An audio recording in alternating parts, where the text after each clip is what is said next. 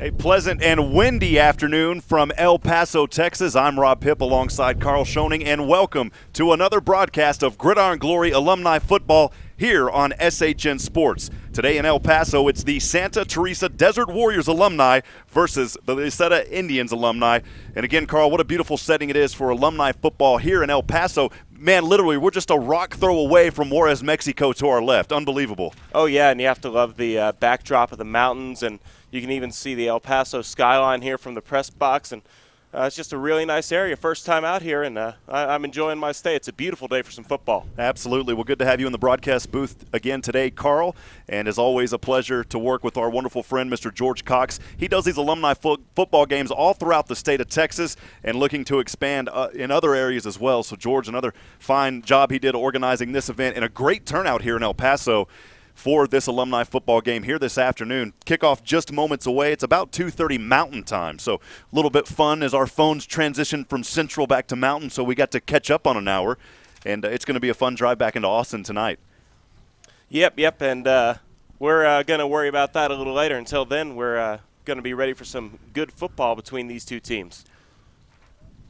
And just kind of checking things out, we are here at the Bowie Bears Stadium in El Paso, Texas.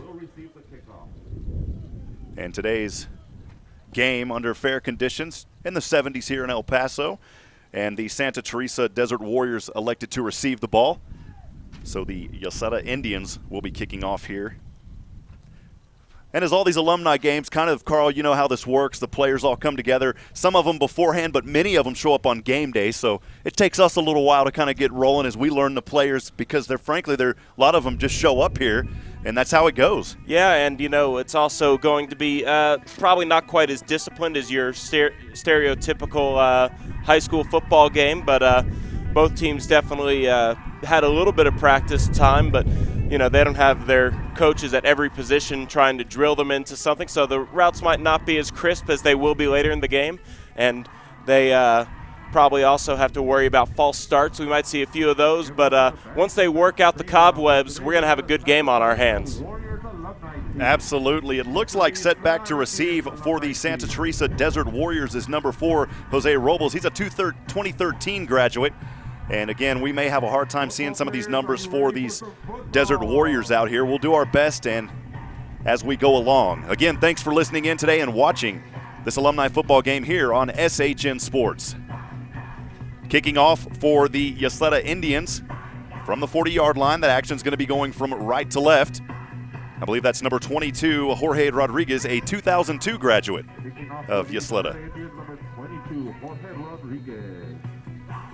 So he's about 31, Carl. That's when I graduated. The kick up and away, a line drive and kick. It's going to roll around the 20, tips it up in the air, and they're going to take it finally about the 8-yard line, trying to scramble around, crossing over the 15, now down inside. A nice run down to around the 24-yard line. The officials marking it between the 23, 24-yard hash mark. Yeah, we had a weird kick there, not your standard, stay in the air. It kind of almost could have been an onside kick had somebody been able to pick it up for Ysleta. Absolutely. They're going to move it, actually mark it at the 23-yard line here on the near side. First down and 10 for the Warriors. They're actually going to be moving from left to right, as you can see it there on the video.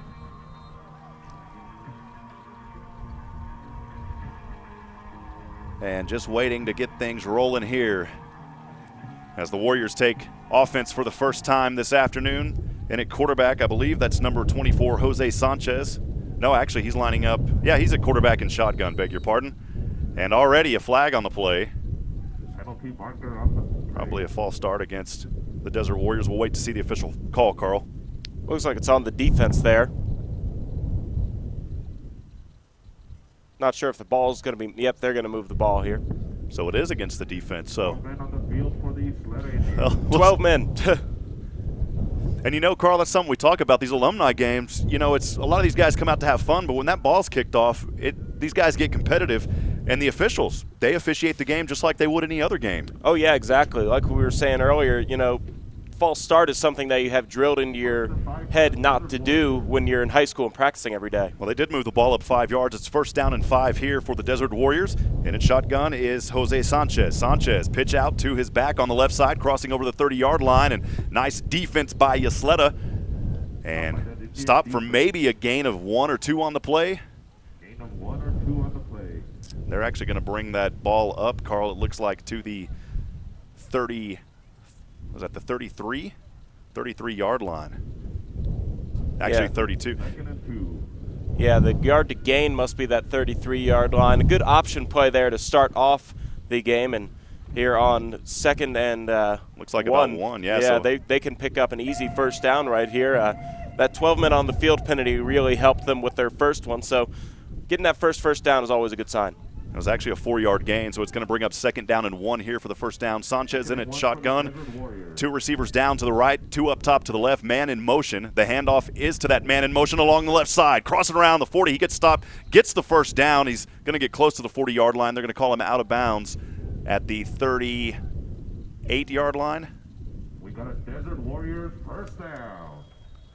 Yeah, and a good end around right there. Send that man in motion. And, you know, probably these first 15 plays are going to be scripted. And we already have a timeout here from Ysleta. So that's probably a good timeout just to get the defense on the same page, because that's back-to-back straight gains. And they probably want to make sure that the outside is protected, as neither time those runs were up the middle. Absolutely. Well, a good start here, moving the ball nicely. The Santa Teresa Desert Warriors against Sanchez in at quarterback. We haven't seen him pass the ball yet. It's been a running affair so far, that early penalty, and then they ran the ball there for the first down. So a nice start for Ysleta, or beg your pardon, for Santa Teresa. But I'm pretty excited to see what kind of air assault that Jose Sanchez has. Yeah, you know, that's going to be kind of the big deal today, because there's a lot of wind. So if you're going to keep it up in the air, that's if you're going to air out the ball, you can't really throw it too far, because this kind of wind will definitely throw it off if you try to go more than 10 yards down the field. Absolutely. Well, again, it's first down and 10. The ball is at the 38-yard line. Desert Warriors.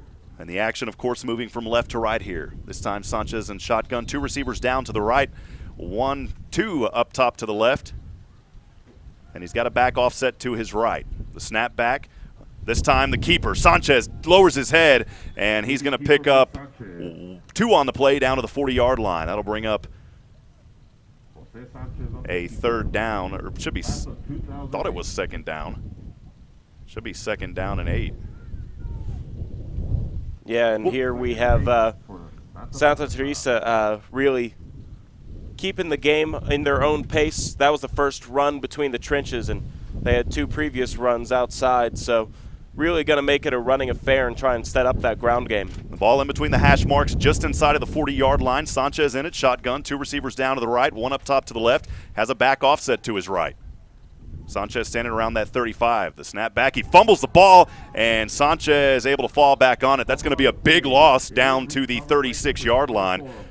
And so we'll call that about a 4-yard loss on the play there, Carl. Maybe 3, depending on where they spot it. Yeah, it definitely goes back behind the initial line of scrimmage on these set of downs, and that's the first actually loss of yardage that Santa Teresa has had. So that's a win there for Ysleta. It's going to be third down, and Sanchez off the field now. And he's replaced at quarterback, lining up on the left side, number 11, Pedro Gallegos, and on the right side, 2 receivers. Brings up 3rd and 12. And trying to see who's in at quarterback here. A big third down here. Snap back. They're going to run it around the left side. It's number 9, Anthony Garcia. And Garcia, a nice pickup, but not close. Just good for field position down to the 40-yard line. And the Santa Teresa Desert Warriors should punt here, Carl. Yeah, you know, they were trying to do a little read option right there and mess up the defense's read in the backfield. But it's hard here, like we were saying, with all the wind. They're definitely going to have to punt here. And this is a good chance here for Ysleta to get some good field position, only getting a punt from the 40, and they're going to be back, send 2 men back around the 25 to take this punt. Yeah, 2 back to receive. They're running back down to the 20 now. Wind blowing pretty strong here. We didn't have a chance to check it out beforehand, and there's going to be a flag on the play before the ball is kicked, Carl. Still, it's like a 4th and 7, I believe, so a penalty on the receiving team in this situation. penalty is against the Indians. Yeah, so I don't think this will really hurt them that much. A defensive penalty is usually only 5 yards. Let's see what they're going to call them, but I believe this will be just an offsides, or neutral zone infraction, I should say. The officials are still going to talk this one over to make sure that they have the call right.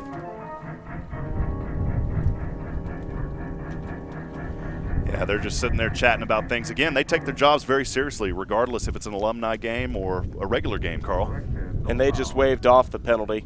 Didn't quite see what the official saw right there, and they'll just keep it back to that 4th and 7. We're trying to get an idea who's set back to receive there on the right side. It's 2 players for the Ysleta Indians. I believe that is, man, it's hard to see. We'll get it here in a little bit. The kick up and away, a nice punt. Nice, beautiful punt.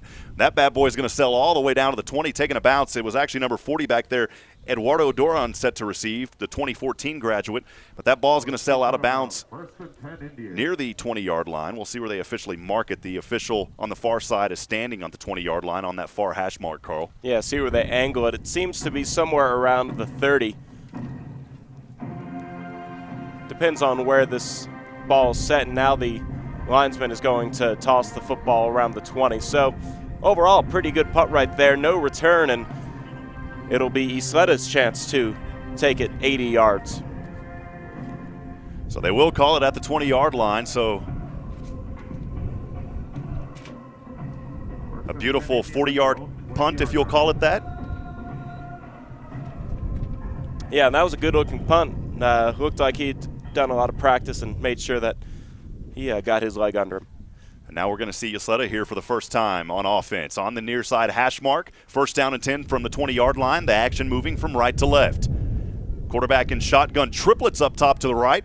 No receivers down to the left. 1 back is offset to him to his left.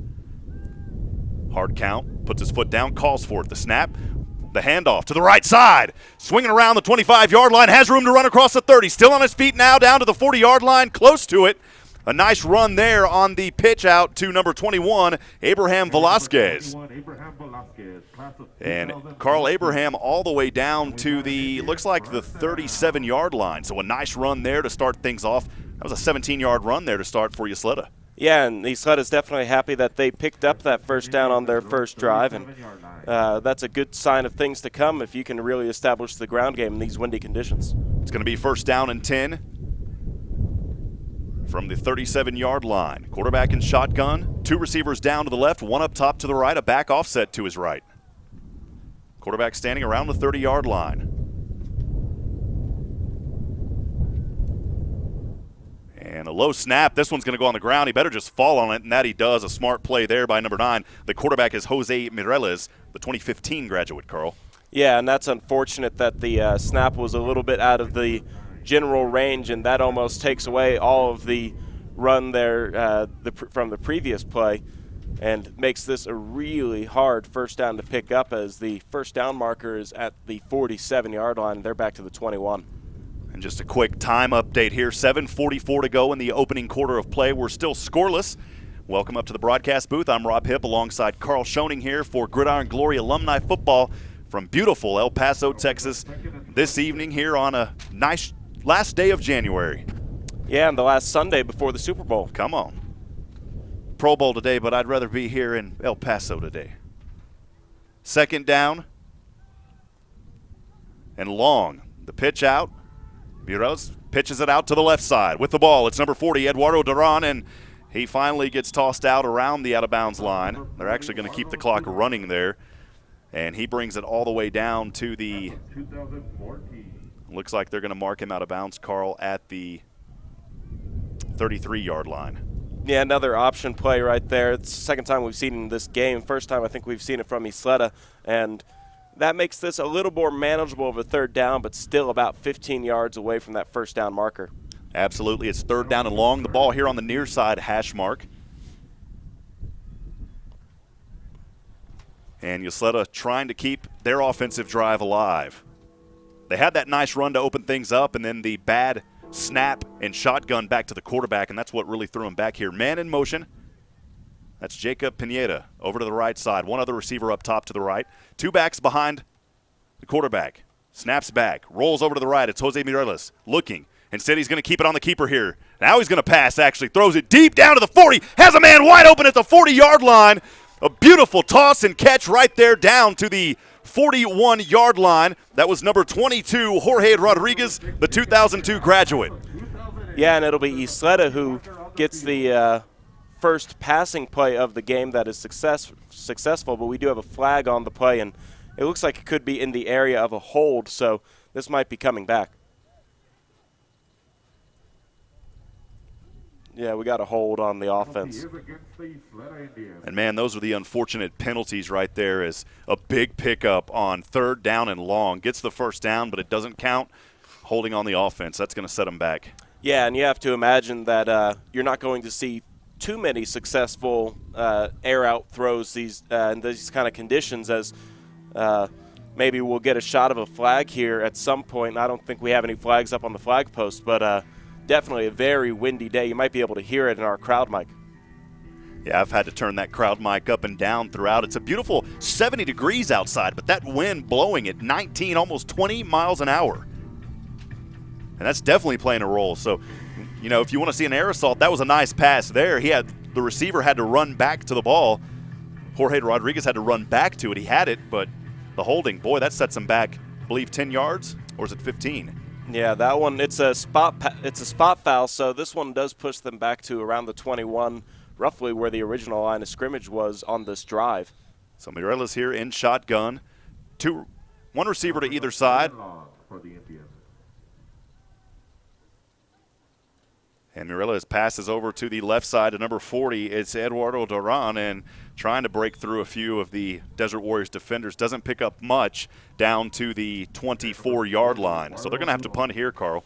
Yeah, a little bit unfortunate right there. The big pickup on the first play that was a read to the outside, and it looks like we might have another penalty here before, another flag is out on the field, but just bad penalties here for Ysleta, as they overall had successful plays on the drive.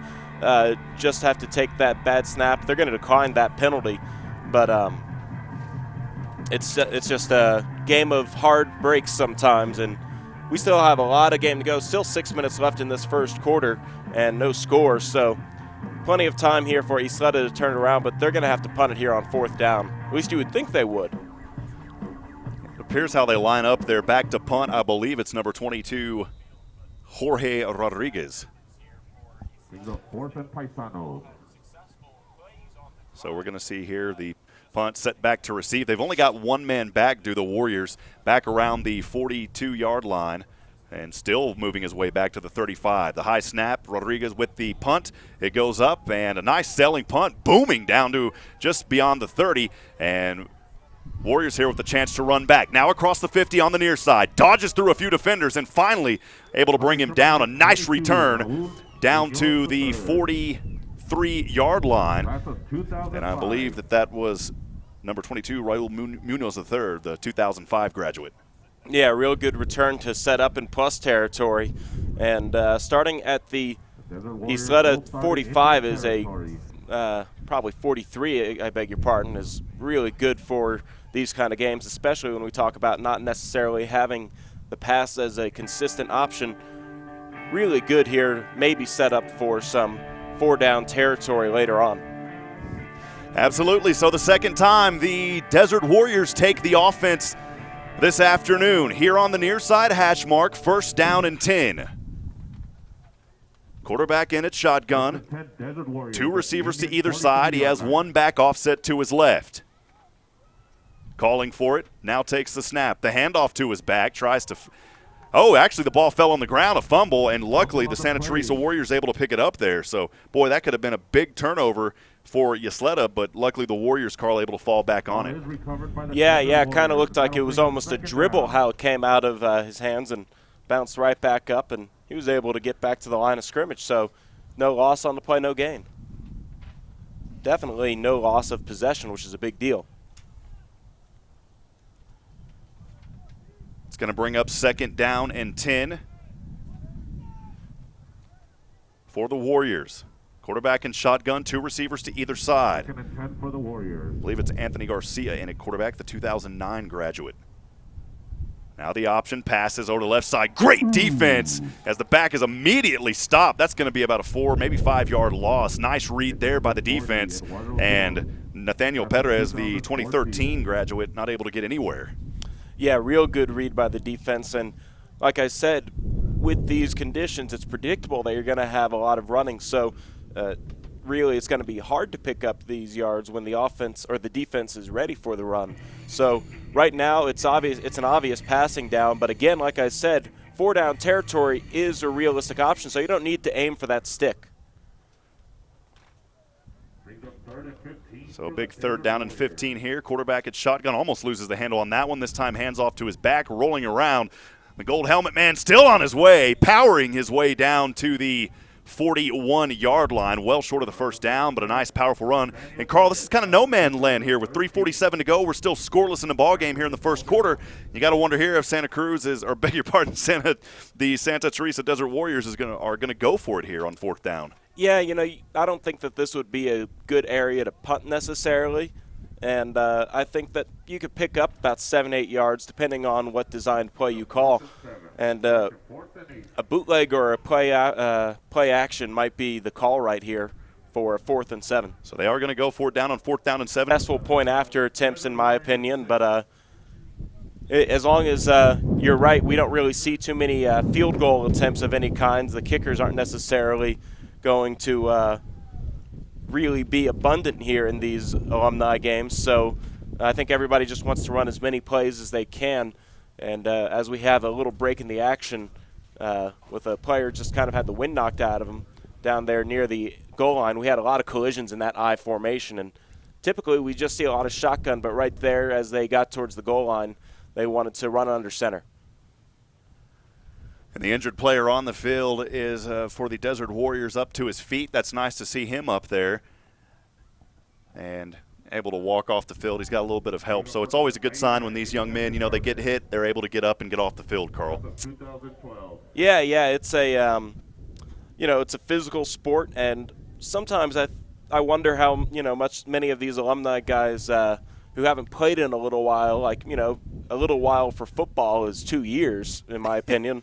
That's not too long in other sports, but for football, you can forget what it feels like to take a full-on hit because someone's running as fast as they can towards the end zone, and you're running as fast as you can towards the person to keep them out of the end zone, and all of a sudden it's a big hit. But, I think that's part of the draw of coming out here, actually, going out there and taking some hits and giving some hits. That's the beauty of football, and that's why a lot of people love the game. Absolutely. Defensive possession here to really maintain control of this game, but I believe Ysleta has a little bit more motivation to get into that end zone this time around, and with 2:52 left until the 2nd quarter, I imagine they want to tie this one up right here. So the Desert Warriors will be kicking from left to right. 2 men back to receive for the Ysleta Indians. If I see that correctly, I believe that's Jorge Rodriguez on the far side for Ysleta. And the near side gentleman has his hands over his number, so I can't see it. It's a lot of players on the field, yeah, and a couple people are coming off now. Looked like Santa Teresa had a couple more than 11, but they're going to go with it. Maybe have the whole team over there cheering them on. So set to kick here is Edwuno Valles.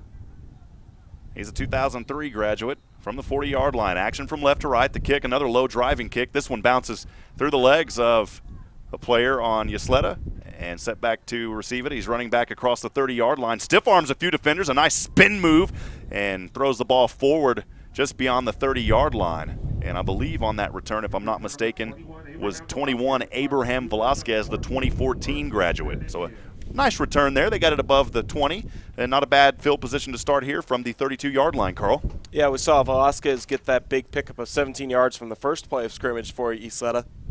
And now here, good starting field position, and it's not plus the territory where Santa Teresa was last time out on their offensive series, but definitely better than starting off with a 20, which would be the equivalent of a touchback. It's going to be first down and 10 for the Ysleta Indians. They're on the 32-yard line on their side of the field, moving from right to left. And again, the quarterback is Jose Mireles, number 9, the 2015 graduate. He's got 2 receivers to either side, a back offset to his right, and I believe a timeout was called by the Santa Teresa Desert Warriors. Yeah, that'll be the call, it looks like. And curious as to why we saw too many players on the field for Ysleta when they were on defense early on in the first play of the game. And I didn't take time to count, but it seemed like there were more than 11 players on that kickoff. We'll probably go back and check this video a little later, but just making sure you have 11 players on the field is important sometimes out here, especially when everybody wants to make sure they get their turn and play, because, it's definitely hard to come across these games where you get to put on pads and, play a real game of football. Absolutely. Well, that ball on the far side, hash mark. It's going to be first down and 10 for the Ysleta Indians. Mireles in shotgun. 2 receivers up top to the right, 1 receiver down to the left. Has a back offset to his right. Standing just in front of the 25-yard line is Mireles. He hands off to his back. A quick flag as the back gets all the way up to the 41-yard line, but there may be a hold, and that'll send Ysleta back. We'll see what the call is here, Carl. Yeah, that flag was kind of quick. Let's see what the official has. No, it's on defense. It's going to be against the defense. Normally when you see the flag that early, it's an offensive hold, but nice call there. It will be against the Warriors, so Ysleta catching a break here. Yeah, we got a personal foul. Personal foul on that defense, and that should be a 15-yard penalty tacked on to the end of that run. And I'm sure Ysleta will take it happily, and that'll help them move the chains and move further down the field towards their goal of the end zone. That brings it all the way into Santa Teresa Desert Warrior territory. A big penalty there, and that's going to be well in favor for the Ysleta Indians. Lining up on that far hash mark now at the 44-yard line of the Warriors. So Mireles has an opportunity here to take advantage of this penalty, Carl. So Indians line up, triplets up top to the right, 1 receiver down to the left. And Mireles in shotgun, standing near the 50-yard line, has a back offset to his right. So calling for it on the 2 count, rolls around to the left, and it may be a false start against the offense. We'll see what the call is here. Looked like they jumped early, Carl. Yeah, usually stop the play. It's in the area of a false start. The officials will talk this over, but should be the call.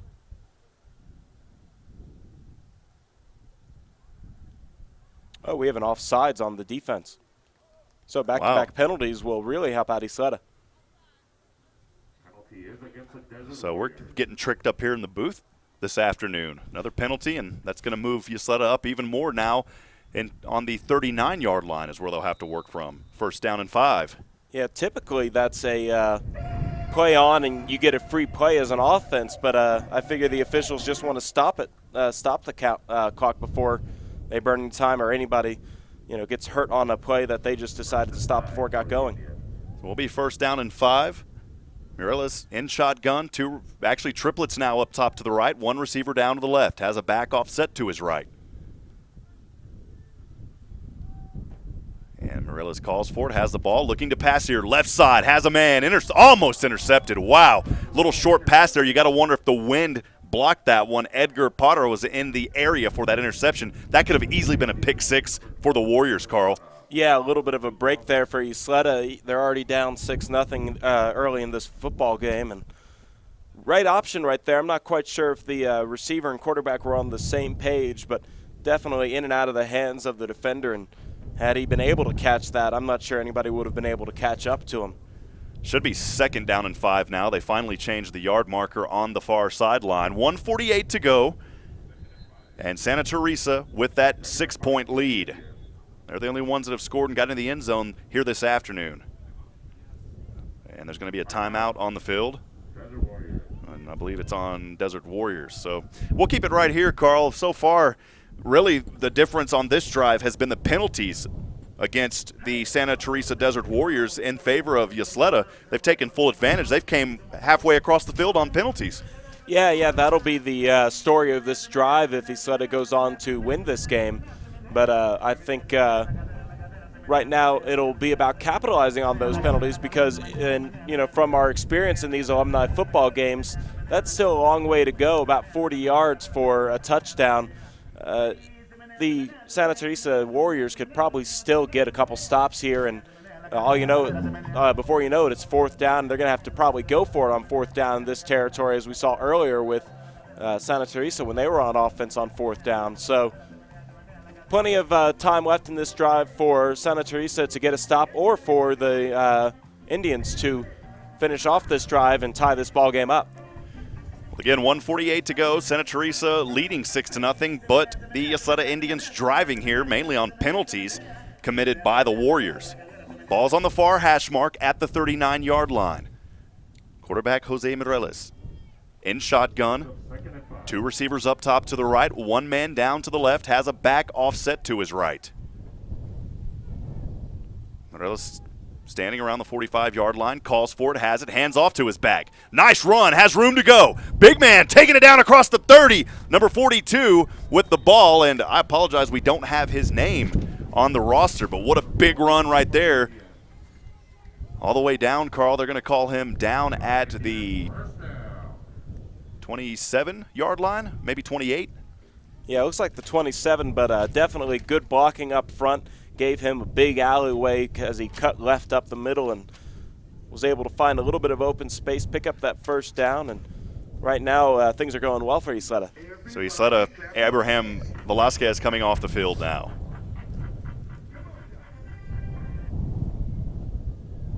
That should be a first down here for Ysleta Indians. They changed the marker back here on the near hash mark, the 27-yard line. Jose Mireles in at shotgun. This time has two backs, one to either side. One of them's number 40, Eduardo Duran. We've seen some big runs from him so far tonight. He's lined up behind the quarterback. One receiver to either side. Calls for it, and the handoff is to Duran. Tries to roll his way around, and the offensive line just collapsed, and he's only able to pick up maybe one on the play, unless they call him behind the line there, Carl. He may have lost one. Yeah, it looks like it might have been loss of a half a yard or no gain, but yeah, I think they're officially going to spot him back 1 yard. But yeah, good job by the defensive line to make sure that the outsides were contained and he didn't have anywhere to go. Well, that clock ticking down, you got to wonder if the Indians are keeping an eye on it. It's at 20 seconds now. Yeah, if they can get one more play off, that seems realistic, but they're not really looking to do anything. And as we switch sides, they'll probably appreciate the extra time out here in this drive. We'll see. There's 9 seconds on the clock. The players, they do want to go for it. One of the linemen finally pointed at the clock. And Mireles trying to get it off here. 3, 2. He does get the play off. Now he passes. Has a man off his fingertips. A little too high of a pass there as the intended receiver, Jorge Rodriguez, the 2002 graduate, couldn't come up with it, Carl. And that'll end the first quarter of play here as the Santa Teresa Desert Warriors lead this contest 6-0, but the Ysleta Indians on the drive.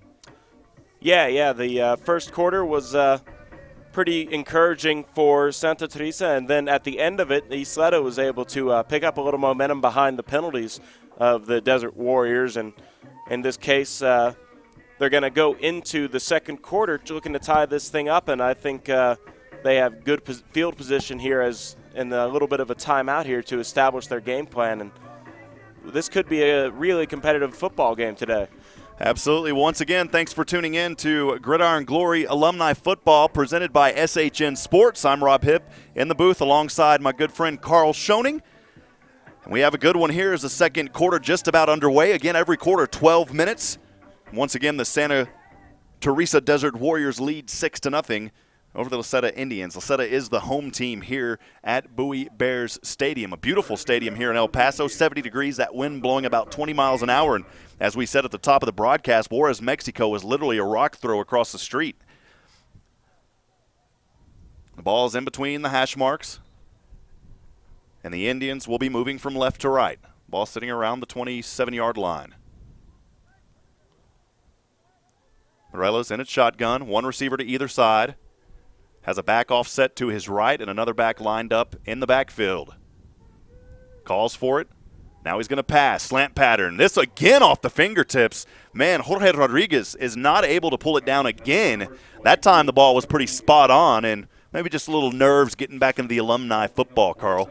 Yeah, back-to-back incomplete passes, but the right idea and pretty good accuracy. And, you know, you look at that football, you try to stare it into your hands if you're a receiver, but you also have to kind of account for the wind a little bit to knock it offline, and it'll be a little different. This brings up a difficult fourth down. It is fourth down. I beg your pardon, that ball's on the 28-yard line. So lining down to the right as a receiver, Jorge Rodriguez. Up top to the left, another receiver. And Miraculous in its shotgun has a back offset to his right.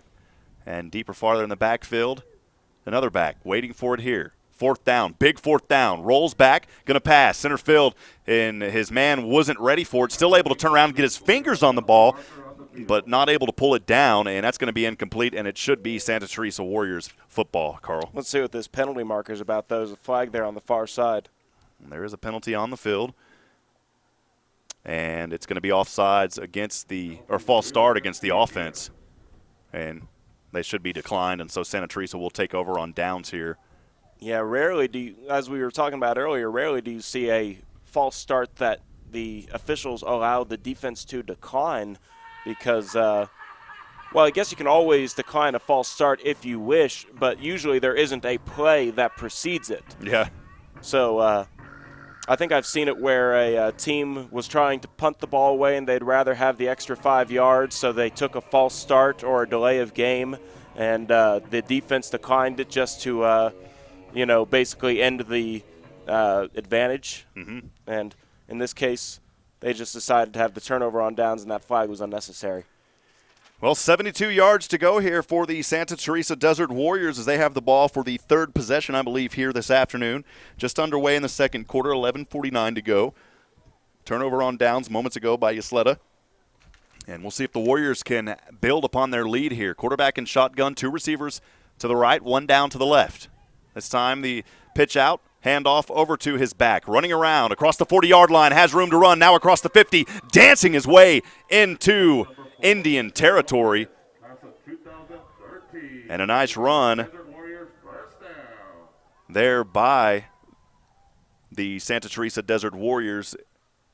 And I believe that was Jose Robles on the run. Yeah, real nice run. He was able to get away from some defenders and take it across midfield and get his team a really good pickup. And I think the ground game is really picking up and being solid here for Santa Teresa. So into Indian territory, the ball sitting at the 48-yard line, action from right to left. Lining up in shotgun, two backs to either side, one receiver to either side. A nice play here as the back gets it on the right side. A powerful tackle there. Man, is a host of Indians coming in and just slamming the back to the ground, but not before a nice few-yard pickup down to the 45-yard line. Yeah, that's the beauty of football. The offense can be happy that they picked up some yards, but the defense can be happy that they got a big hit in and didn't give up the first down as well. So Santa Cruz here, the ball right at the 45-yard line of the Indians.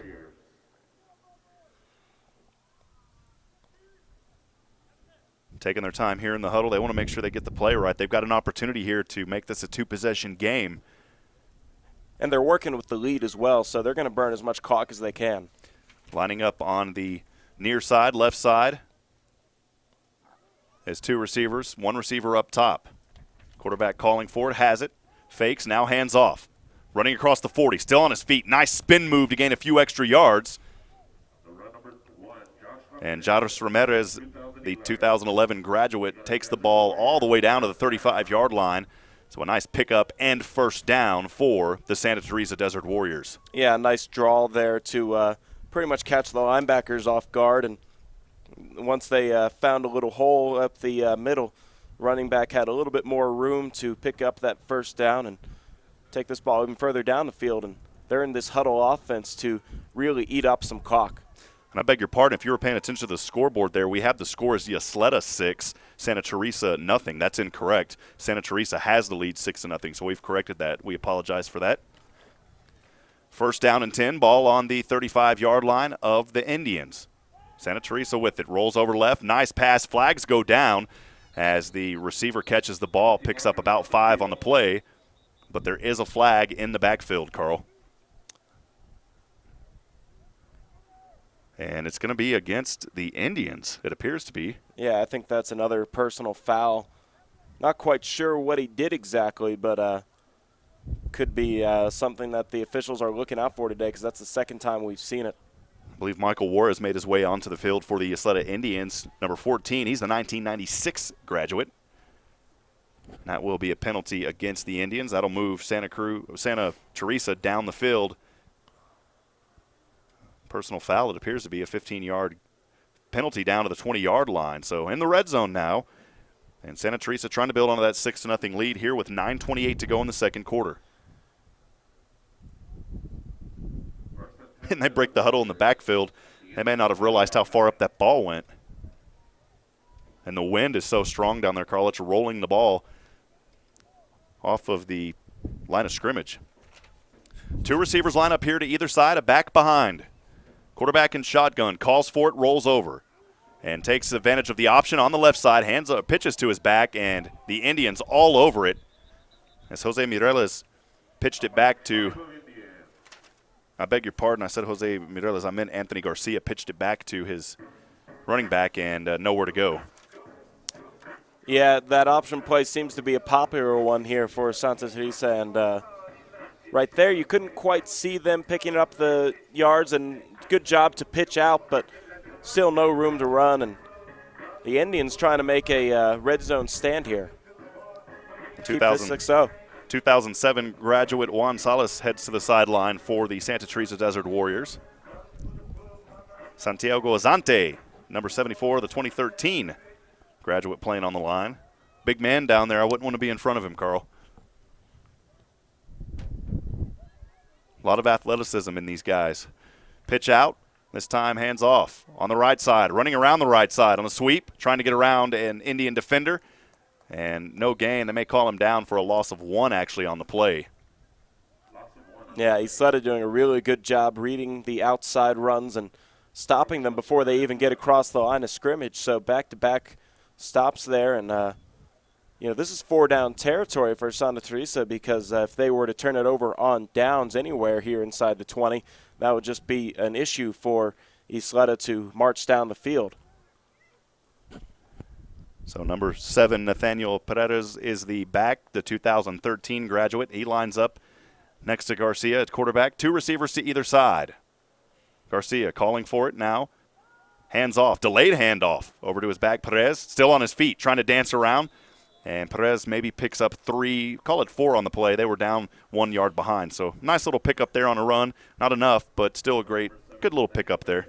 Yeah, not the most well-executed draw play, but in that situation, the defense was going to get into the backfield really quickly, so they had to rush the play, and they were still able to pick up a few yards and makes this a little more manageable of a 4th down. So Santa Teresa, of course, in the red zone at the 12-yard line, trying to get into the end zone again. They've had 1 touchdown earlier in the first quarter, trying to make it another score here in the second quarter with 6:46 to go. They lead 6-0, 12 yards to go. They can still pick up that first down at the 10-yard line.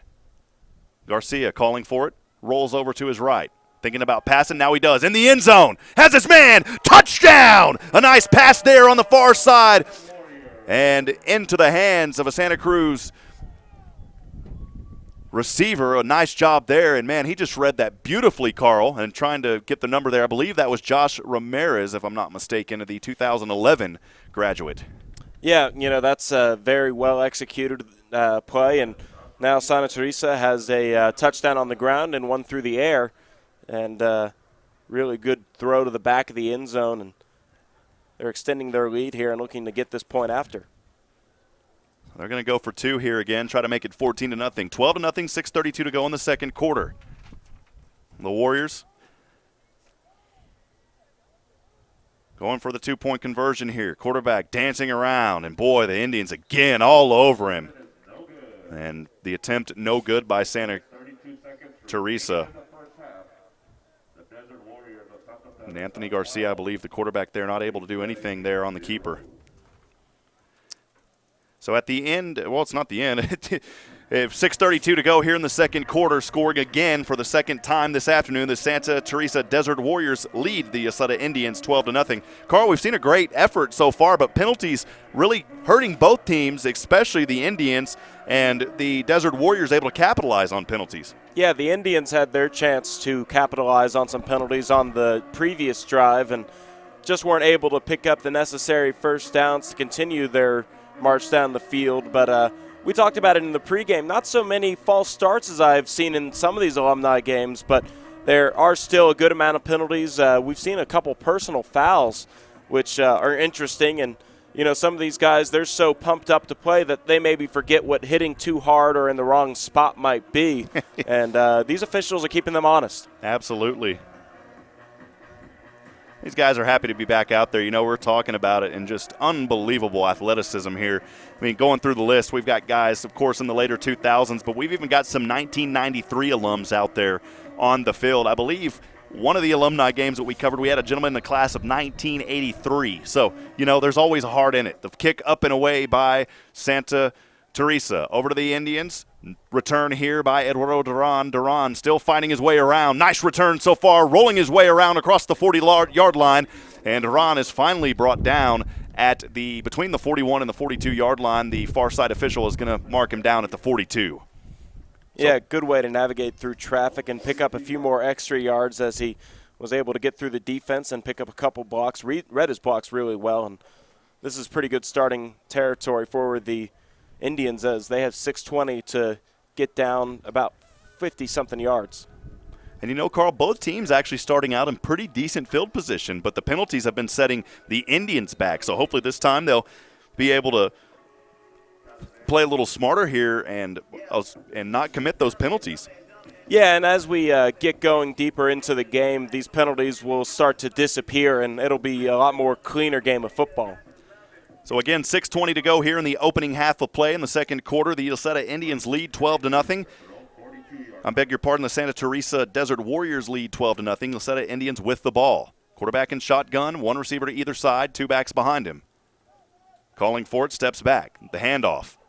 Coming out of the gate strong, still on his feet, and plowing his way, trying to get to that half-century mark, and does at the 50, still moving forward.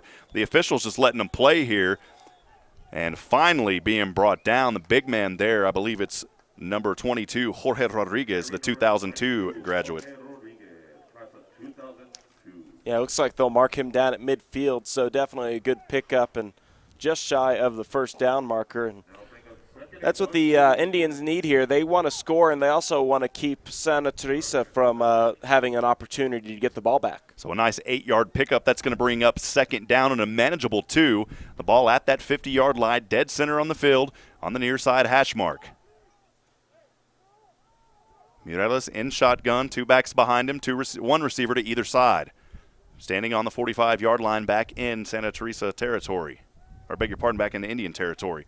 Snap, has it, and rolls back. This time back to his same man, Jorge Rodriguez on the far side. First down, trying to get across the 40. He's brought down just beyond the 40. They're going to say he's down at the 41. There is a flag here on the near side, however, Carl. Yeah, let's see what the officials have. That could bring this.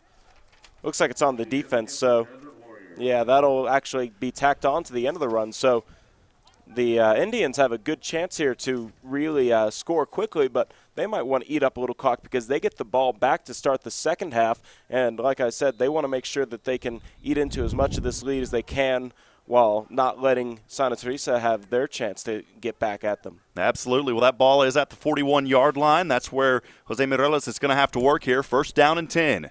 Miraculous in a shotgun, one receiver to either side, two backs behind him. Waiting on the snap. And calling for it. Finally, this time hands off to his back on the right side. It's number 42 running around. Has away on the inside. Nice lane.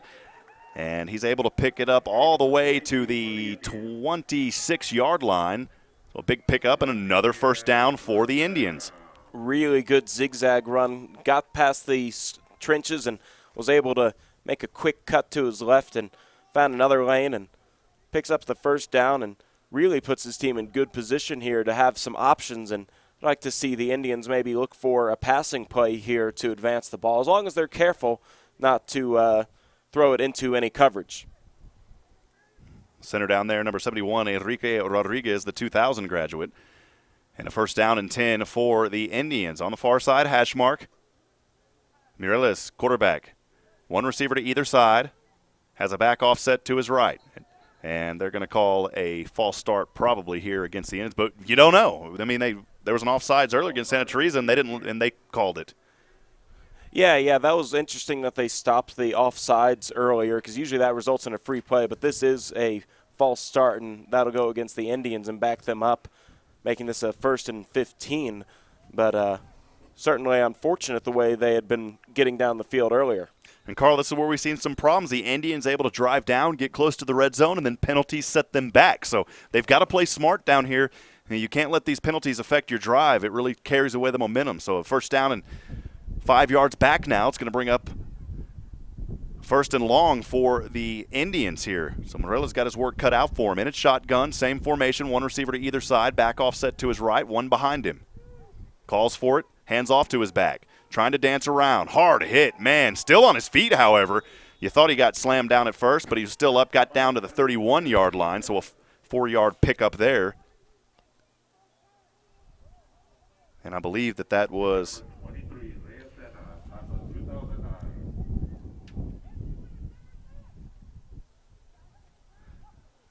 and I beg your pardon, I believe that was Abraham Velasquez there on the run, if I'm not mistaken, Carl. Yeah, that was really good pressure by the defense. They were almost immediately in the backfield, making things hard on the handoff and finding some room to get free. Still a good job to at least get back to that line of scrimmage, maybe pick up a yard as well. So Jacob Pineda lines up on the far side as receiver for the Indians. One receiver down to the right, number 40, Eduardo Duran. Perez calling for it, has the snap, rolls back, looking, scanning the field still, trying to find a man. Now he finally passes over to the right side. It's caught! Beautiful catch there in traffic, number 1. I beg your pardon, we don't have a name on that, but boy, what a catch there. We'll try to get his number at halftime, Carl. Great pickup, and more importantly, a Ysleta Indians first down. Yeah, that's what we were talking about a few moments ago. Want to see the Indians pass a little bit right there, but not throwing any coverage. Kind of a comeback to the sideline route, and they were able to pick up the big yards. I beg your pardon, that wasn't enough for the first down. It's going to be third down. So sorry for the missed call on that. It is going to be third down. They were able to get past the original line of scrimmage in these set of downs. So hopefully they can push through here. They've got to get down a few more to get that first down. Lining up on the near side hash mark. Third down for the Indians. Mireles, quarterback, one receiver to either side. Steps back. He's going to look to pass here. Scanning the field, throwing. Center field has his man again. It's caught this time for the first down. Down to the 7-yard line. So back to his same man and same result. Yeah, right there we see another pass play, and that's what I was talking about. Find some open receivers. Last time it was a little bit into coverage, and they had incomplete passes, but they were definitely good passes. You're seeing a good arm, good throws despite this wind, and now the receivers are a little more sure of themselves making the catches and sets up a first and goal. This time, Angel Ortiz, number 44, the 2006 graduate, lines up as a back behind behind Mireles. One receiver to either side. This time, it's the handoff over to Rodriguez. Rodriguez tries to lower his head, gets it down, maybe a gain of 2 down to the 5-yard line. It's going to bring up second down and goal. Yeah, this is a time where they have to hurry up. They have to realize that they're at 55 seconds left. This drive has taken up about 7 minutes of the ball game, and they're in their no huddle. They're in this huddle offense. They still have about 2-3 tries to get into the end zone, but they probably should realize that they only have about less than 40 seconds now. Yeah, there's no clock on the other side, so I don't even think they see it. Ignacio Reveles comes off the field, number 45, the 2011 graduate, Ysleta Indians. 25 here, seconds on the clock. They better hurry. I don't think they realize it. Mireles steps back this time. Is he going to run? Yes. Trying to scan his way. There's a flag on the field. And a penalty flag falls inside the 10-yard line. We'll see what this call is here. It's going to be against the Santa Teresa Desert Warriors. a little bit of a lucky break that there's a penalty flag here, because now the Indians can realize that they have some timeouts to use, and there's only 15 seconds left on the game clock here for the second half, or the first half, rather, the second quarter. And this penalty does a lot of good for them. Let's see if they can take advantage of it.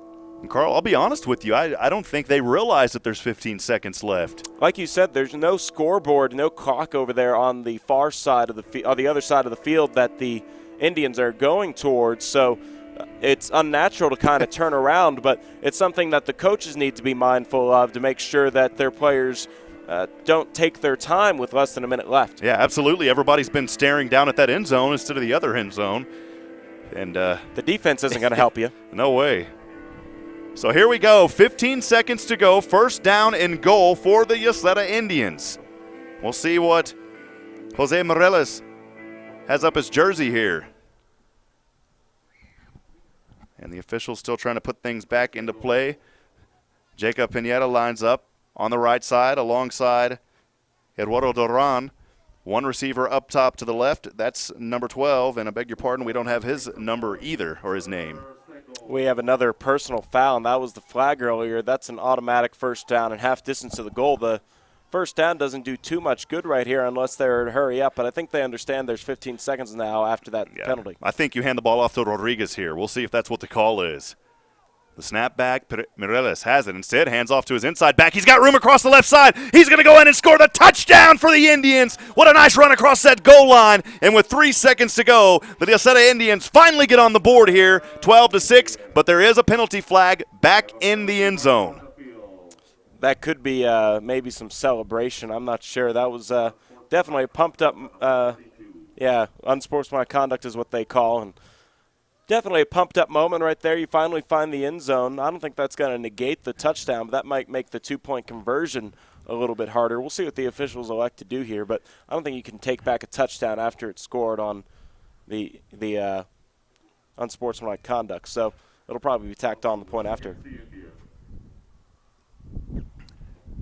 Taunting, I believe, is something that can get you the touchdown taken away from, but this flag was thrown after the touchdown. The taunting would have to come before the touchdown.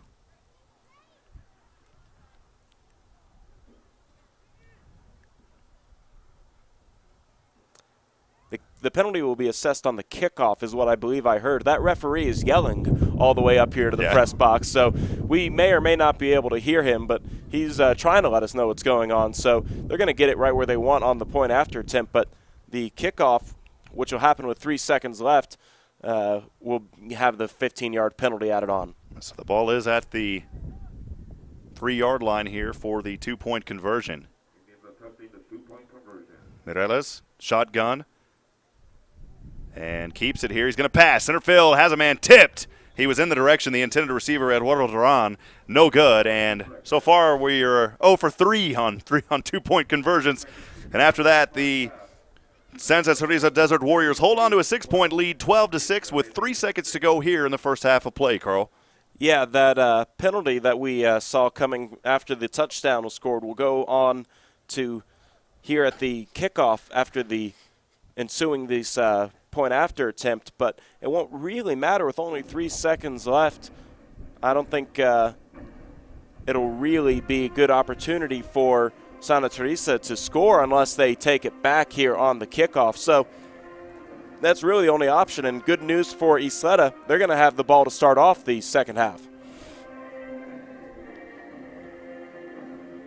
So we'll see. So really the only option here besides the kickoff is try to run it back and score. That clock should go out depending on where the ball goes. Yeah, if Ysleta is smart, they'll probably squib it and keep it on the ground and make it a little harder. The receiving team will have to scoop it up, whoever does get it, probably one of the upmen, and that gives the defense time to navigate where the ball went and try and take him down. But at the same time, you never know. Anything can happen here in 3 seconds. You know it's alumni football when Jorge Rodriguez has his helmet off on the field talking. I imagine, even though it's a nice 70 degrees up here in the press box without IC, it's pretty warm, and you got to know it's pretty warm down there on the field as well, Carl. Yeah, it gets pretty hot on that turf. I think they're trying to decide where to kick this ball off from, and they were confused for a moment. Teams, Ysleta was trying to kick off from the direction that they are defending. We've got Rodriguez talking over to Raul Munoz III out there at the field. Now Munoz steps back, and nice little chatter going on. It's always fun.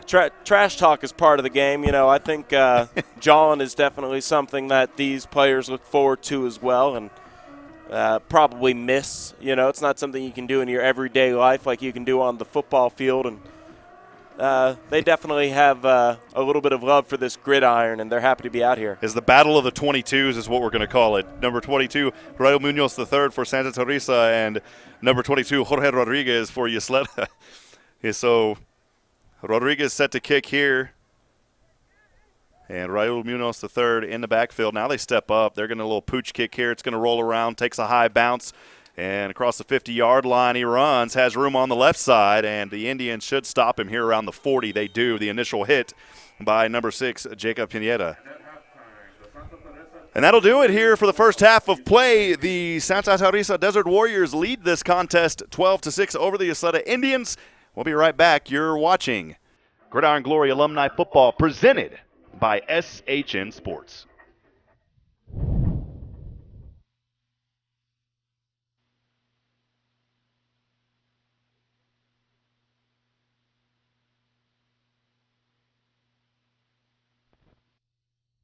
This broadcast is under the direction and is copywritten by the Shoning Hip Network. Any rebroadcast, retransmission, use of sound bites and interviews, and use of any other content, including audio or video, without the direct written consent and permission by the Shoning Hip Network is strictly prohibited and protected by federal and copyright laws. All rights are reserved by the Shoning Hip Network and SHNSports.com.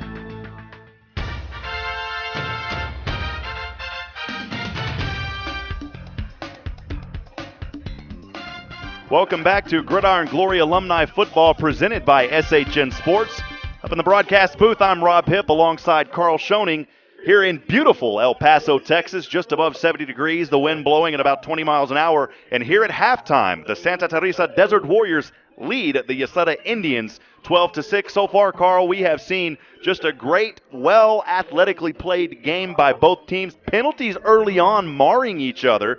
And the Santa Teresa Desert Warriors able to take advantage, but a nice offensive drive by Ysleta as time expired, or close to time expiring with 3 seconds to go. They get in the end zone. Great job so far. Yeah, you know, Ysleta definitely didn't want to go into halftime scoreless, so they were able to march down the field. I believe they ate up about 7 minutes there of game time to end that first half and take their first score onto the board. And good news is they were kicking off there to start the ball game, and they'll be receiving here to start off the second half. So they get back-to-back possessions, really, and that gives them a good opportunity to tie it up. They have halftime to recoup, and they got all of their cobwebs dusted off there in the first half. So I think Ysleta has a little bit of momentum here at halftime, but you have to really give the advantage there in the first half to Santa Teresa, as the scoreboard says. Absolutely. Well, these half times about 14, 15 minutes. We're just under 13 here.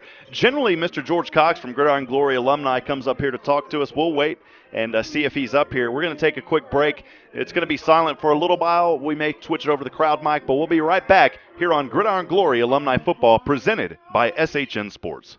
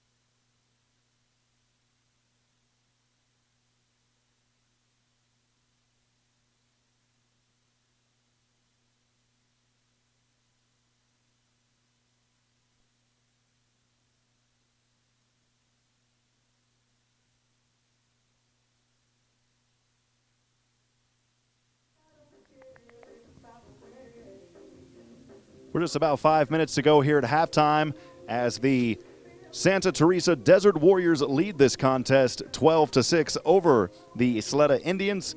We'll be right back. You're listening to and watching Gridiron Glory Alumni Football presented by SHN Sports.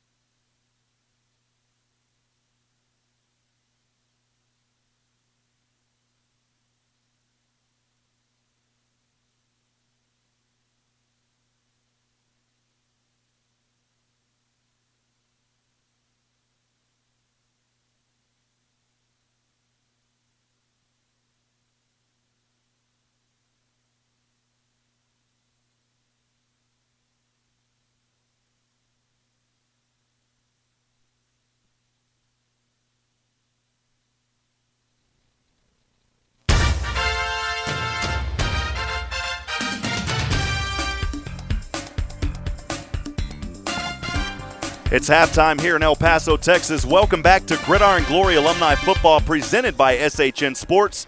Again, about a minute and a half to go before we kick things off here in the third quarter. The Santa Teresa Desert Warriors lead this contest 12-6 over the Ysleta Indians Alumni Football. And joining me now here in the broadcast booth, Mr. George Cox. George, good to have you, man. Good afternoon, Rob. Thanks for letting me be up here in the press box with you.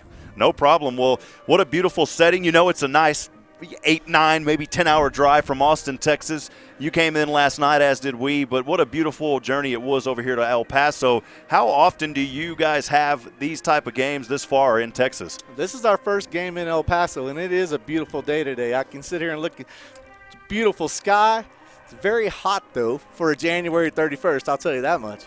really windy as well. But we are so excited to finally be here in El Paso. We've been planning this game for about 4 months now. Absolutely. Well, we looked at the temperature at kickoff. It was 70 degrees, but it sure doesn't feel like 70 out here, especially, I guess, out there on the turf. Up here in the box, it's hot as well. One cool thing before we kind of get into a quick summary of that first half of play, George, we're just literally a rock throw away from Juarez, Mexico. And I heard earlier from the PA here, Mr. David, that the Pope will be at that park right across the street in just a couple of weeks. That's a pretty outstanding thing. I was not aware of that. So pretty awesome that we're this literally right next to the Mexican border. What a great time it is here in El Paso this afternoon. It is a great game. I'm so excited that we've got an El Paso team, but I'm also very excited that the Santa Teresa Desert Warriors came over from New Mexico to play.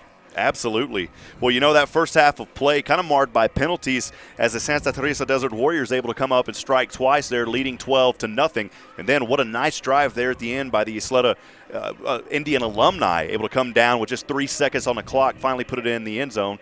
0 for 3, both teams now on 2-point conversions. But what have you seen there in that first half, George? Unfortunately, I haven't got to see any of the game, so I'm listening to your recap, and I'm getting a little bit energized by it.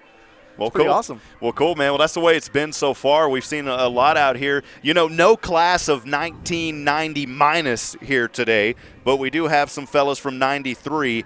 And looking on the Ysleta side, Mr. Michael Brooks, and then back over here on the Santa Teresa side, a few here, Oscar Bobadilla, and man, it looks like maybe his whole family's here. We have a few of them down here. Chris also and Lucas, so pretty cool to be out there. I believe when he checked in, he told me there were 4 brothers playing today. Awesome, man. Well, kind of, recapping again here, 12-6, but so far it's been a game. Really, penalties costing, but overall, great athleticism. We talk about this every time that we have these alumni games, George. Just a fantastic job that these guys do, and there is a lot of preparation that goes into these games for these guys, correct? Yes, sir. I'm sure there is. We don't come to all the practice. We'd like to make as many as possible. But being so far out here, as you mentioned earlier, the 8.5, 9-hour drive, we were only able to make one trip to El Paso, and we were just able to speak to some of the team captains. But I'm just curious how many of these guys are hopefully going to make the Gridiron Glory team. Absolutely, and that's coming up not too far down the road. Can you give us a schedule on when that's going to take place or what's in the works on that? Well, we just came out with our 2015 All Gridiron Glory team, and that's from all the games that happened last year. So right now, this is our first game of 2016. So at this moment, these guys are basically auditioning for that role. Hopefully, we get some nominations out of this game. Absolutely. Well, here at the end of this one, we're going to have an overall MVP, and our plan is to be down there on the field with that one with a live interview of that MVP, so that'll be pretty exciting. That should be very fantastic. The person that wins that is going to get that MVP ball that the Gridiron Glory we give out, and hopefully they'll love it. That's a great thing. Absolutely. Well, George, we talk about this every time, but just for anyone out there that's out there listening and watching this, if they're interested in their own alumni game, what can they do? How can they get connected with you? All they need to go to gridironglory.com and get registered. It's as simple as that. Get your old friends together. Oh, we're about to go to kickoff, so I'm going to take off, Rob. Thank you very much for having me. I appreciate it. Absolutely. Well, as always, that's Mr. George Cox. An honor and a blessing to work with him here at Gridiron Glory, presented by SHN Sports. And again, if you'd like to get your team signed up, all you have to do to get the ball started, we don't mean that as a pun, but to get things kicked off, just go to gridironglory.com. That's GRIDIRON glory.com. Get your team signed up. All it takes is one to start a snowball, and everybody will want to get on that. So make sure that you check out the website. Again, it's gridironglory.com. Again, a special thanks to our good friend, Mr. George Cox. Carl Schoening back up in the booth now on the camera and color. And Carl, man, as we said earlier, a nice first half, not of nice athletic moves on both teams, but overall a great game to watch here this afternoon. Yeah, a beautiful day to play some football, as we talked about earlier. And right now, as we have a little bit of a delay to start off this second half, we see Ysleta coming in with the momentum as they were scored there at the end of the first half, and they get the ball back here to start the second half. But these officials are going to extend halftime a little bit, I believe. But Ysleta knocking through a power run there, a run to the outside to score at the end of the half, and a 25-yard run as well as I believe a 16-yard pass into the back of the end zone scored for Santa Teresa. And they definitely have a good opportunity here to tie it up, Ysleta does. But Santa Teresa looking to get that defensive stop. And I think that we have a good, cleaner half of football coming up, as there were a good amount of penalties there in the first half.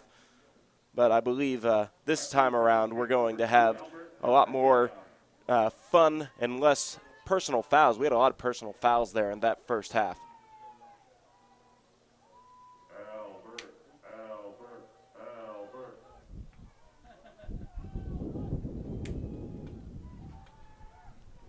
Looks like we're finally ready to get things underway.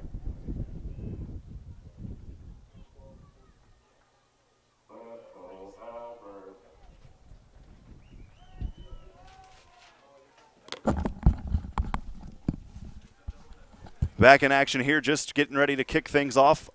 And Ysleta will receive the ball. Again, they just scored that touchdown right before the half, Carl, and that was big momentum shift for them. To kick off here by number 25, Edmundo Valles, 2003 graduate, into the hands of number 21, Abraham Velasquez. Velasquez on the little end-around pass back to Albert Castaneda, the 2014 graduate. He's on the near side, has room to run across the 50-yard line, has blockers. He could go all the way down to the 30. He's got some speed on him. 20, 10, 5, touchdown. What a run right there by Albert Castaneda.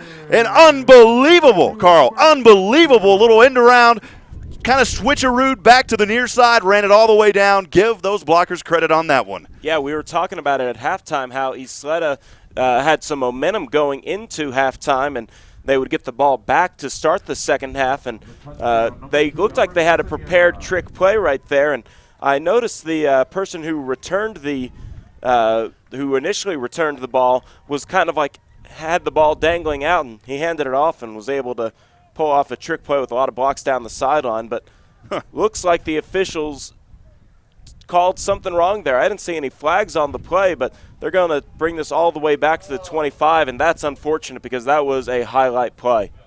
Unbelievable. I didn't even see what it was, but it could have been a couple number of things. The officials kind of explained it to us. Looks like there might have been a couple too many players on the field. That's kind of what he's showing there. I believe there was 12 men on the field. And if that's the case, what a heartbreaker for Ysleta. Although if you have 12 men on the field, it's easier to block. Yeah. In which case you do need to count. You know, that's the second time we've had too many players on the field. And like I said, there's going to be some small mental things that, you know, several months of coaching and summer of speed camp will, you know, usually clear up. But, you know, these guys are, you know, living their own lives and going to practice when they can. So they're not as disciplined as they once were in high school, all of them having several times in the same month, you know, just figuring out who's out where on returning teams. So a tough break there for Ysleta. They're going to line up here at the 25-yard line, first down and 10, moving from left to right. The pitch back, it's fumbled there by number 40, Eduardo Duran. And he's going to take a 5-yard loss there down to the 20-yard line. Yeah, and that's deflating. That was a special agreement the two teams had. That guy has special needs. I wouldn't say that over there, but they let him score that. And So each team got a touchdown. So we got a ready-to-go explanation, but yeah, that was a special play they gave there. So a nice job, and both teams actually got a touchdown on that. So there was no penalty call there. That was just something nice that the teams agreed on. So for that young man running the ball there, so that was a nice job. And go back and watch that one on the highlight reel because it was beautiful. And a pitch out here to number 22, Jorge Rodriguez, and Rodriguez stopped almost immediately, maybe for a 2-yard gain. That's going to bring up third down and long here.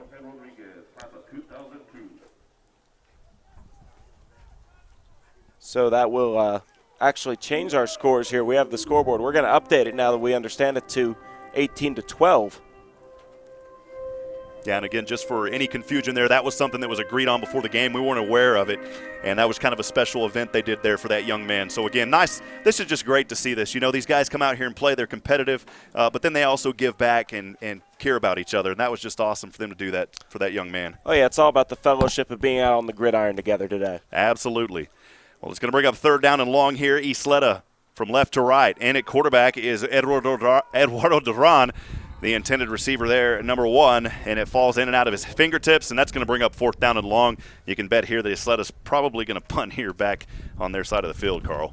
Yeah, incomplete pass right there. That was definitely a passing down, and, yeah, it's going to be a punting situation here on fourth down, and good opportunity here for Santa Teresa to add on to their 18-12 lead. So set back to receive is Santa Teresa, way back beyond the 50-yard line. Looks like he's standing there around the 46. And setting off to kick here is Ysleta. The Indians down by 6. The score's 18-12, 10:25 to go. And a timeout here by Ysleta. We're going to keep it right here.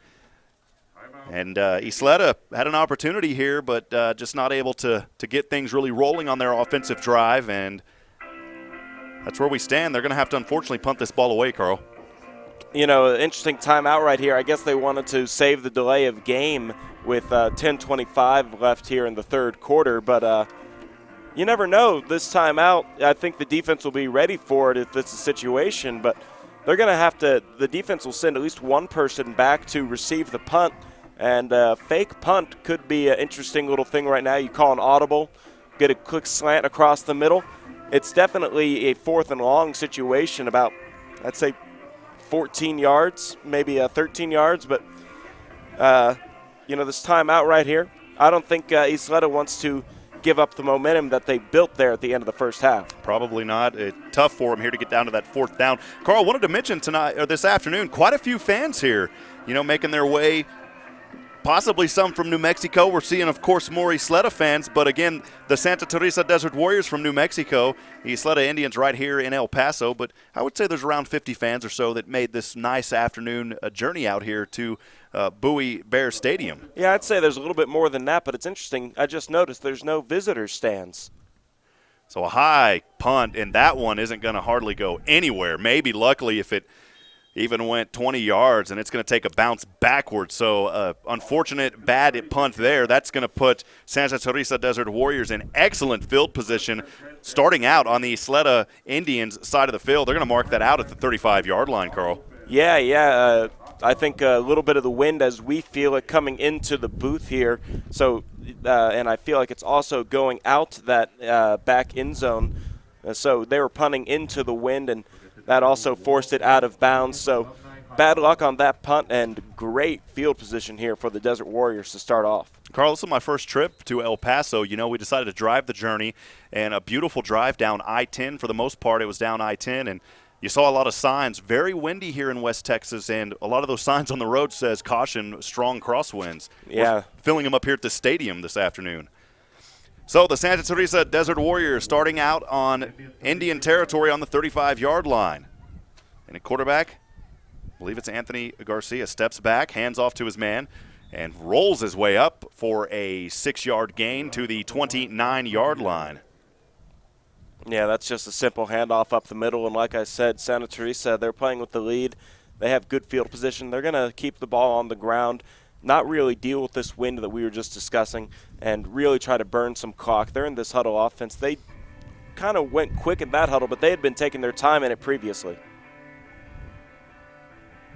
Jose Sanchez lines up on the near side to the left alongside one other receiver. 2 receivers up top to the right. And Garcia in shotgun. Has a back offset to him. Looking, passing, has a man wide open at the 25 and just plows through a Indian defender. A nice catch and grab there, and looks like a first down pickup for the Santa Teresa Warriors. Yeah, good contact right there. It was a first down, but the defense definitely tried to knock the ball out after the catch. Good job by both sides. Heads-up play and able to hold it on for that first down.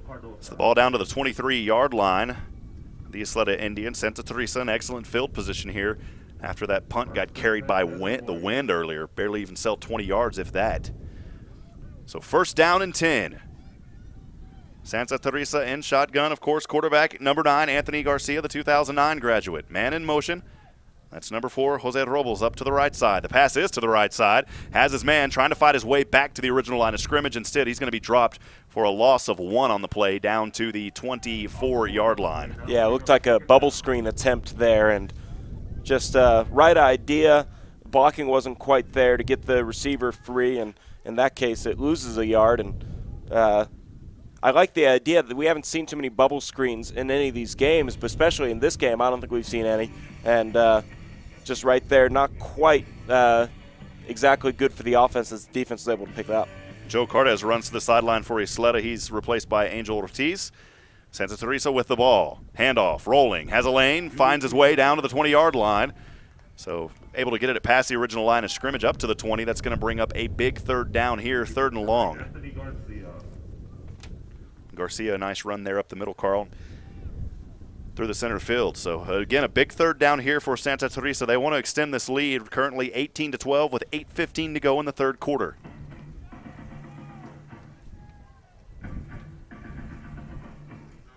Yeah, now we're seeing a little bit more time being taken off here as they're getting into good field position. This is an important third down. They still want to milk some clock, and this will be 4-down territory even if they don't pick up the first here. Garcia lines up in shotgun, 2 receivers to either side. Now a man in motion to the right. It's Jose Robles. Looking over to the right, punt fake, steps back. Rolling, has a man chasing him, able to get rid of it. Nice one-handed catch, rolling around near the first down marker. And they're going to call him 1 yard short. It'll be 4th down and 1. And there is a flag on the field, however, and this one may be going back. We'll see what the call is. And I believe that was Robles with the catch, and it will be against Santa Teresa, so that'll negate that nice pickup there, and it'll be 3rd down and long again. If they call it that way, we'll see.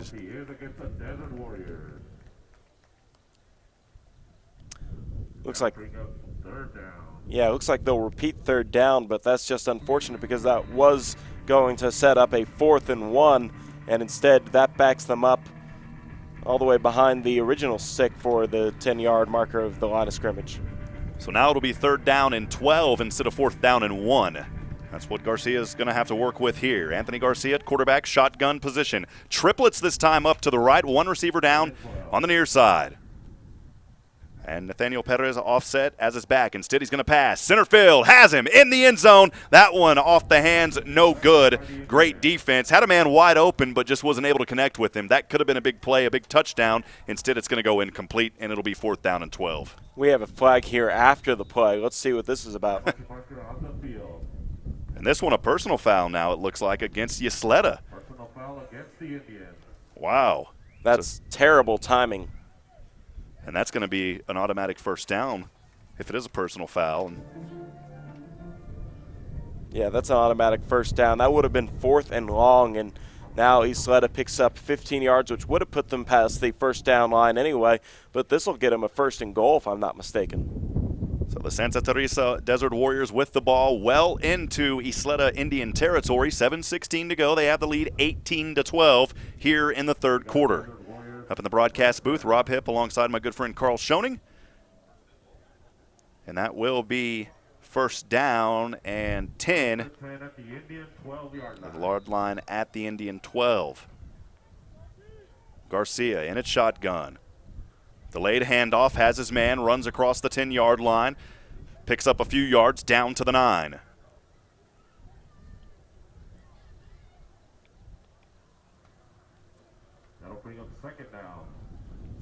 This is a part where I think the teams are going to take a little more time between plays on both sides because it's starting to get hot as this sun sets, hot in January, and it's going to really get hot there on that field for these players. For the Ysleta Indians, Joe Cardoza comes off the field, and onto the field was Jorge Rodriguez. 2nd down here and manageable for the Santa Teresa Desert Warriors. Garcia in its shotgun, 2 receivers to either side. Low snap, Garcia's going to keep it here. Running, dicing his way around, has it, almost to the 1st down marker. They're going to call him down at the 5-yard line. Great job there by Garcia on the keeper. But also a great job by the Ysleta Indians keeping him from the touchdown. Yeah, it looks like he's probably only about 2-3 yards away from that 1st down marker, so it's possible here for Santa Teresa to pick up the 1st down and not get a touchdown here with 5:57 and the clock moving in the 3rd quarter. Desert Warriors within striking distance here, 3rd down and about 2. They can still get that 1st down inside the 5-yard line. Garcia, shotgun, man in motion, running over to the left side. Now triplets to the left. They pass over to the left side. In and out of the hands, number 24 just wasn't ready to catch it, was Jose Sanchez, the 2008 alumni.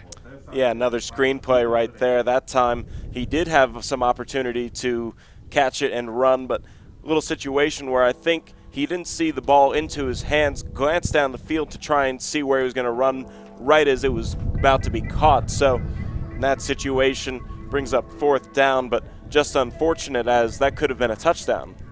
Could have been a touchdown. Instead, Jose Sanchez goes to the sideline on the far side.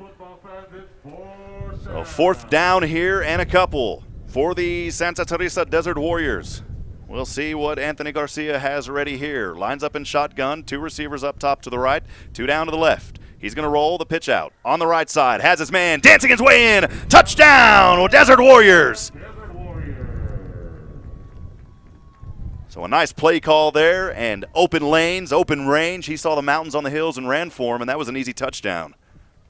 Yeah, really easy play right there, and I think the pitch out there instead of a simple handoff maybe caught the defense off guard and also gave the offensive lineman a little bit of time to create a lane for him.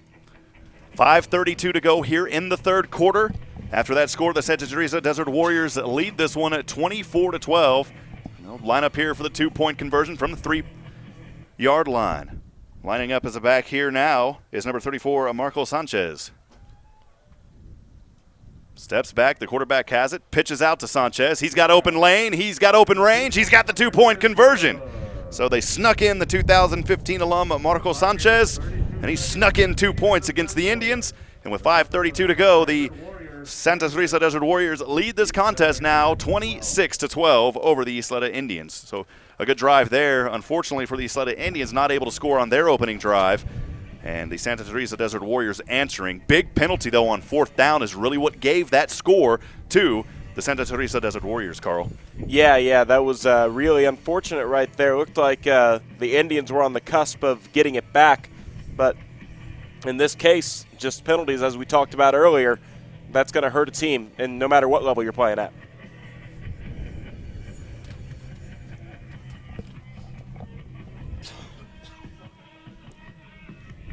So we're getting ready to kick things off here as the sun is setting. It's far from setting, but it's setting in the window now here up in the broadcast booth. Things really starting to heat up here. Got to start kind of worrying about a sunburn here this afternoon. Oh, we're going to get a tan. Never thought it in January that I'd be saying I was sweating in a booth, man, but that's the way it goes. Yep, but I'd prefer this weather over snow any day. That's where you and I have our differences, Carl. My sister lives up in South Dakota, all born and raised just outside of Austin, and I'll tell you, I've wanted to experience a blizzard. I experienced one up there, and I never want to experience it again. -20 air temperature, -40 wind chill. No thanks. The Santa Teresa Desert Warriors getting set to kick off here, number 25, Edmundo Valles.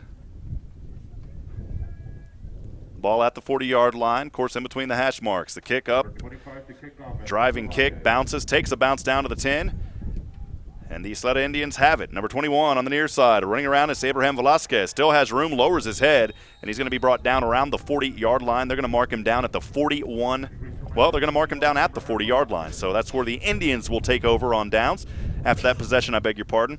And a nice starting field position here, Carl, for the Indians.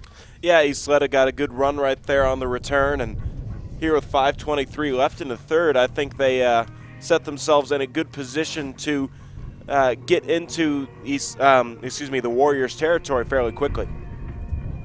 So again, 5:23 to go here in the third quarter. The Santa Teresa Desert Warriors lead this contest 26-12 over the Ysleta Indians. Welcome up to the broadcast booth. Rob Hipp alongside Carl Schoening here for Gridiron Glory Alumni Football presented by SHN Sports. And remember, if you'd like to get your team out there back to relive the glory days and play some football, be sure to check out Gridiron Glory online at gridironglory.com. Once again, that website is gridironglory.com. So we'll see here, Carl, if Ysleta can answer the touchdown moments ago by Santa Teresa. Yeah, as they find themselves down 26-12, they're going to have to start scoring some touchdowns and converting on 2-point conversions. And I'm trying to see if we've had a switch at quarterback. I'm not sure yet at the angle. I can't tell the jersey number there. Quarterback in shotgun. It is a new quarterback. It's number 40. He hands off to 22, Jorge Rodriguez. So Eduardo Duran now the quarterback, the 2014 alum. Rodriguez, that's a 2002. Duran was playing receiver earlier. And I don't think that's anything permanent. We'll see, because I do see Jose Morales still out there. Actually, Morales now is going to line up as a receiver, Carl, on the far side. So he'll line up as a receiver up top to the left, one receiver down to the right. That's number 6, Jacob Pineda. And now a flag on the field. Penalty is against the Indians. So that'll go against the Ysleta Indians.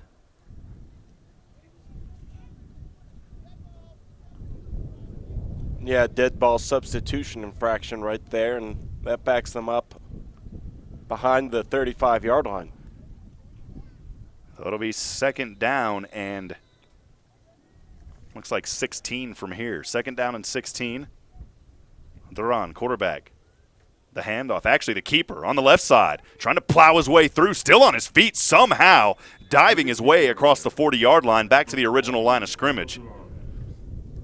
So Eduardo, nice run. Able to get that ball back to the original line of scrimmage. Going to be up third down and 10, so still a ways to go, but nonetheless a nice run there by Duran.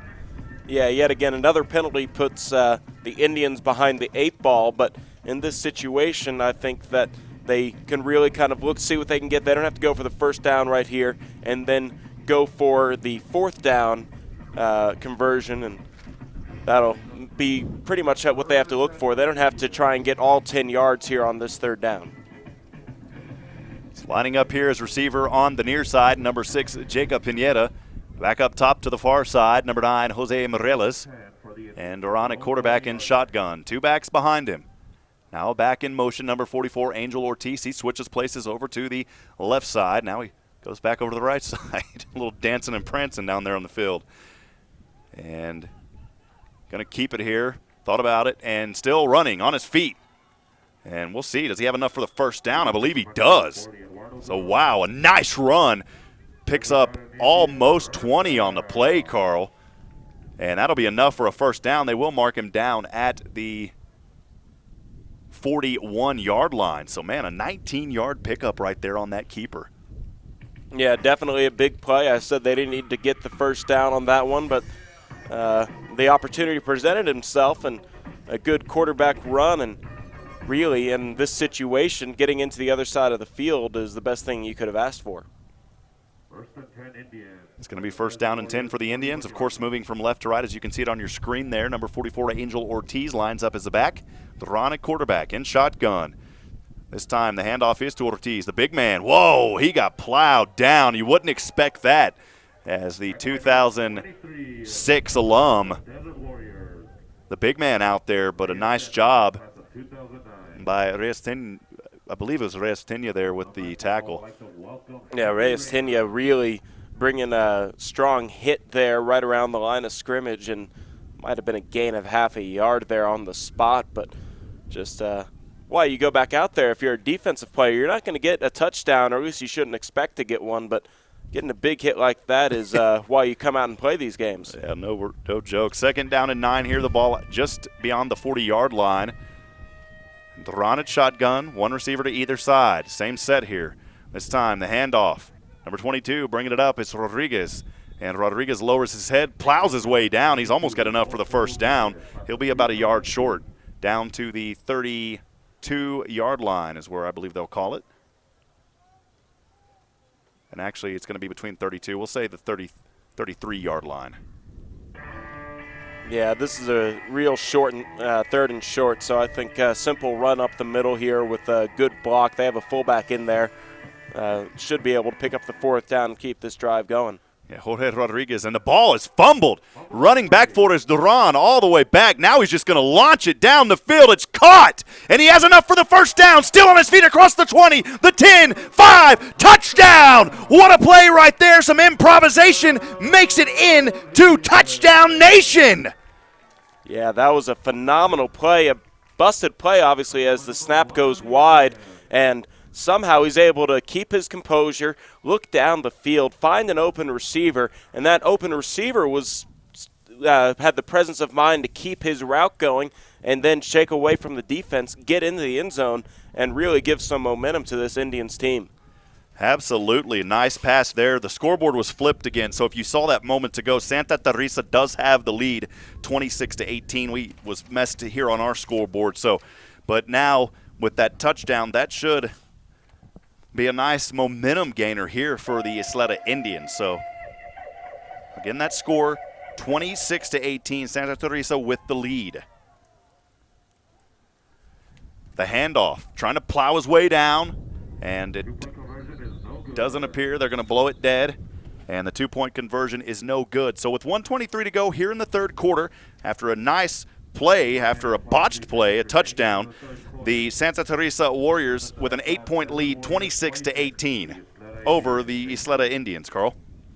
Yeah, really a strong drive right there by Ysleta, and making this game a little more competitive as we are moments away, minute 23 away from the fourth quarter, the final quarter of play. And really, Ysleta is a stop and a two-point conversion with a touchdown away from making this a tie ball game. Meanwhile, you have Santa Teresa. They're in a position where they really should try and score on this drive if they can get a field goal, which I don't think either team has a field goal package quite prepared. But if they can get a field goal, that would really help solidify their lead. If they can get a touchdown, that's great. That's gravy.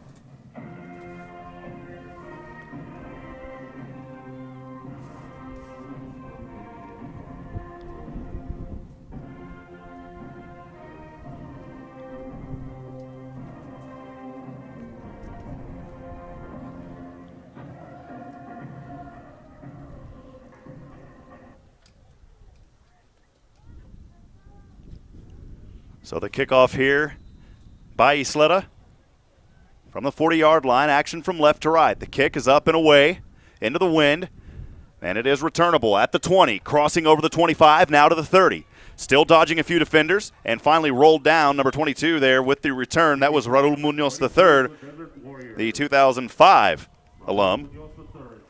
And decent field positions will be started out here by Santa Teresa, Carl. Yeah, this is probably all right.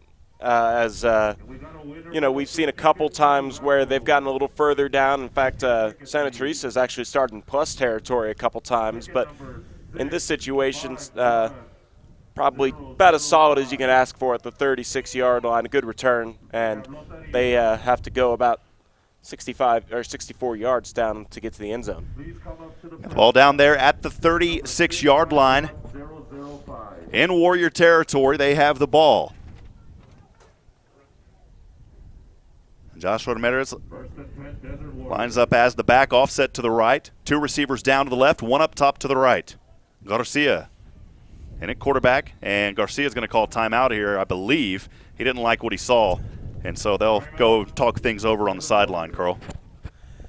Yeah, this will be a solid timeout. You don't want to start off any play with any mistakes, and if you don't like what you see on the either side of it, you better just get the timeout called. And right now, you got to play smart if you're Santa Teresa, because really the momentum is on the side of the Indians. They just scored. They just had a miraculous play to score, quite honestly.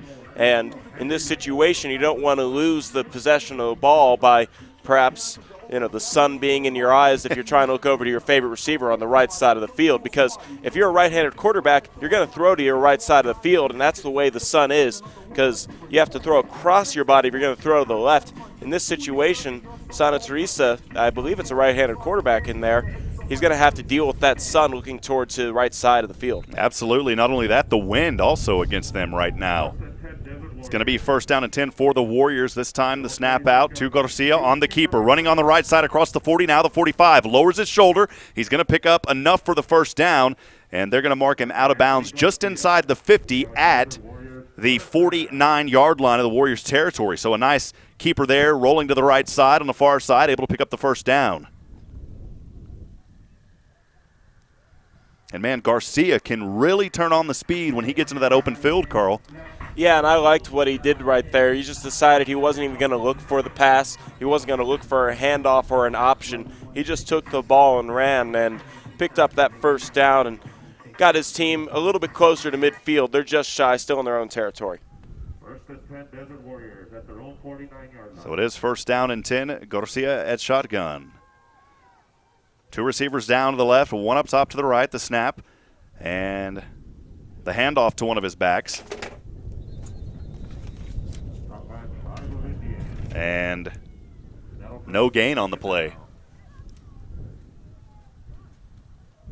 And Carl, that should bring up third down, or second down, beg your pardon. Yeah, it looked like they were trying to just get it little something going off right tackle, and Ysleta was ready for it.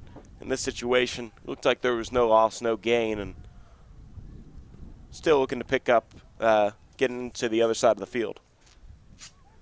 So it'll be second down and 10. It's a little bit more than 10, but we'll call it second and 10 for what it's worth here. And that's going to end the third quarter. At the end of the third quarter, the Santa Teresa Desert Warriors lead this contest 26-18.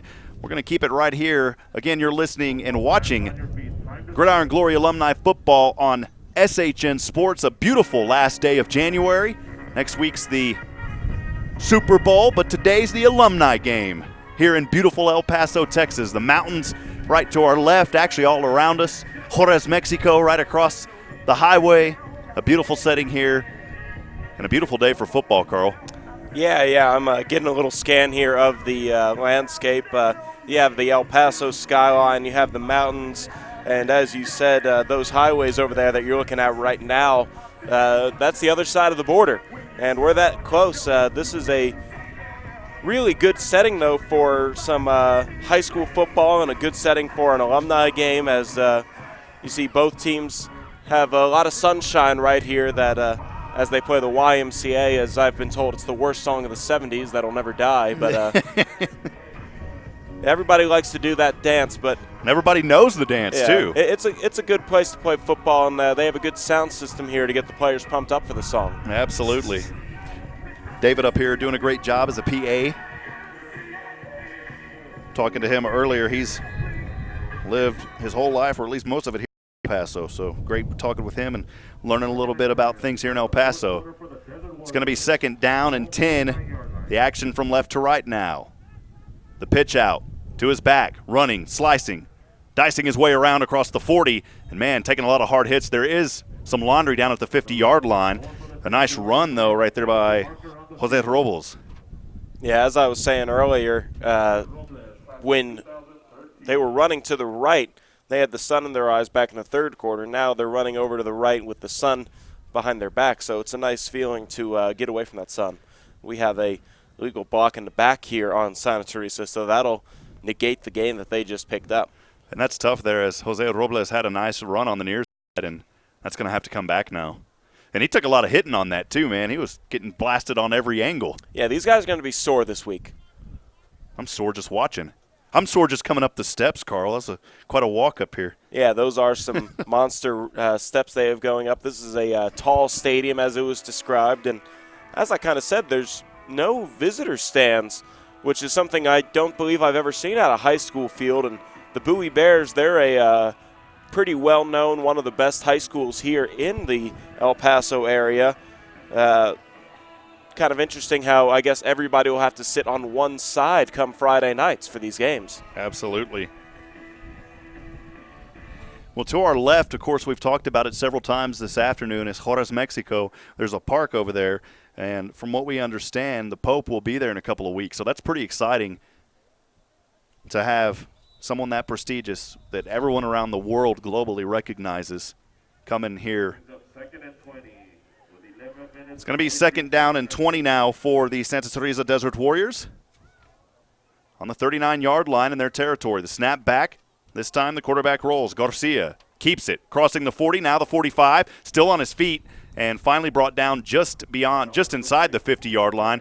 They're going to call him down at the 48-yard line, and that'll bring up third down. Yeah, third and about 11, I believe. That'll be close. They really had that penalty take away from them, and right now they're having to deal with that penalty. And this is still 4-down territory. Santa Teresa looking to build on this lead, and even if they were to turn it over on downs inside their own territory, they think that they could probably make something happen. But here we have another flag, so let's see what this is about. Some more yellow laundry on the field.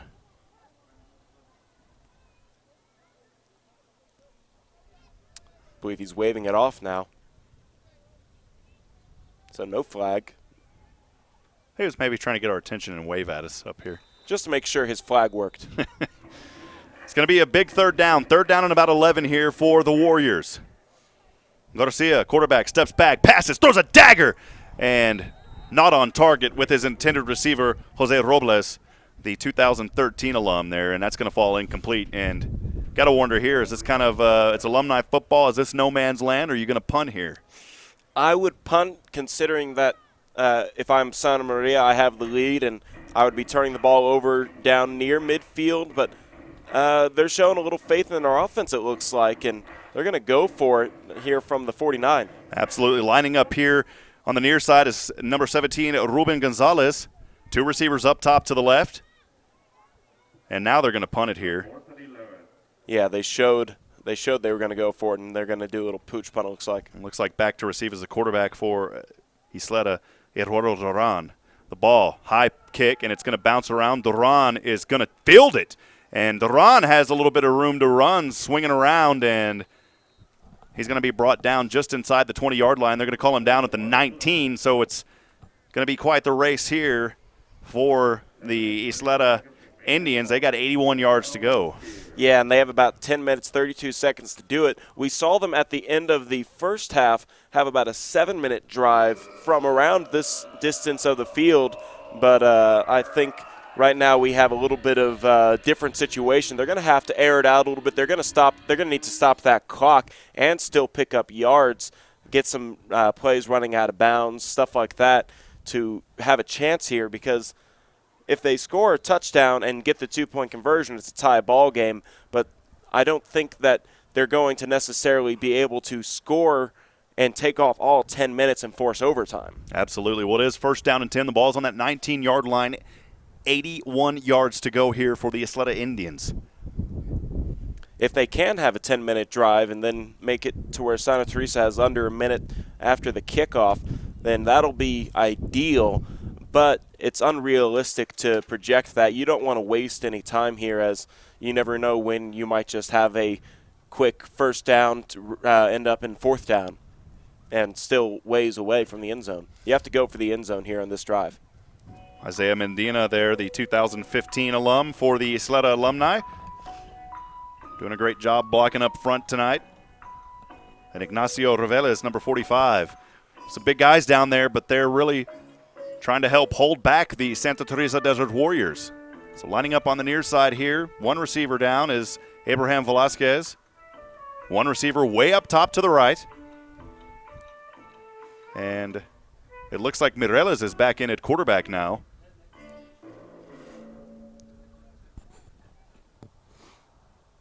And waiting to see what's going on here. We got to wonder if there was another substitution or what's going on. I think the officials were calling a little timeout. Let's see if the referee has something to explain. He's going to explain it to the coach here for Ysleta. So it does look like Mireles is back in at quarterback. Alongside him at running back, Angel Ortiz. Also offset to him is going to be Jorge Rodriguez.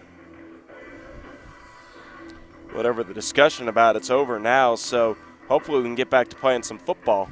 10:32 to go here. The Santa Teresa Desert Warriors have an 8-point lead, 26-18. It is first down and 10 here for the Ysleta Indians. Again, Mireles in at quarterback. Lined up behind him is Jorge Rodriguez. In shotgun. Calling for it on the 19-yard line. Gets the ball. And he's going to hand off to his back. Running up is Jorge Rodriguez. Rodriguez stiff arms a man. Still on his feet. And using all that energy and power, getting across the 25-yard line. Looks like they're going to call him down around the 26-yard line is what we can see from here. That is where he's going to be brought up to. So a nice run. And they're actually going to spot it at the 27. Yeah, good pickup of about 8 yards there on first down, really setting up the rest of these set of downs to go by easily. If they can really pick up that first down here in the next 2 plays, that's good because they don't want to have to worry about getting to third or fourth down on this drive. They need to score quickly, get a stop, and then score again if they want to have a chance to pull away with a victory, because there's no way they can come out of this series ahead in the scoreboard. Absolutely. Well, that clock ticking away right away here. And it will be second down and about 3. Murella's in at shotgun, quarterback. 1 receiver to either side. This time instead he hands off to his man, number 42, running around on the left side. Looks like he's going to pick up enough for the first down as he lowers his shoulder down to the 32-yard line. Yeah, that's a good amount of dancing around to pick up about 5 yards in the first down. It's probably a situation where eventually Ysleta will have to pass, and we just saw a crazy pass earlier to get them their last touchdown. Now, again, they're going to have to deal with the sun on the right side. So unless the quarterback suddenly becomes left-handed, it's going to be a little bit difficult to pass to that right side of the field. And again, from what we saw earlier, it appears from here that they're passing into the wind as well. Lining up on the near side, down at the bottom, number 34, Frank Herrera. And this time under center, I believe, is the quarterback. Morelos pitches out to his man on the left side, trying to find his way through a hole there and backing his way across the 40-yard line. If they give it to him, should be right at the 40. And a nice job there by number 21, Abraham Velasquez, the 2014 alum, Carl. Yeah, tremendous balance to stay on his feet after that hit and then able to backpedal fast enough to pick up a few more yards while the defense was trying to take him down. And Ysleta picks up another 6 yards on first down. So in a way, I think that Ysleta is just methodically working their way on this drive. They're setting up the run to eventually maybe do a play action and get a good deep ball. 8 o'clock, 8 minutes to go here in the remaining quarter of this ball game. Again, Santa Teresa leading 26-18. Ysleta with the ball. Mireles in shotgun this time. 1 receiver to either side. The snap back. Pitch is back now. Little play action, kicks it up. Number 6 wide open, has the ball across the 20. And a big play as they're trying to bring him down to his feet. Jacob Pineda there, the 2008 graduate. And you called it, Carl, right on the money. And they bring it all the way down, a big play. And that's going to set up Ysleta in red zone. Yeah, that was a trick play right there.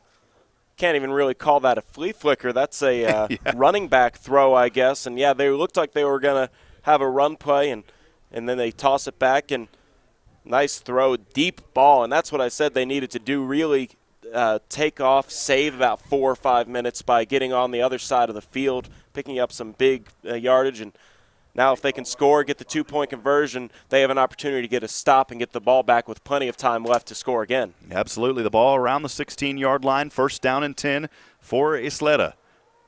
Steps back here.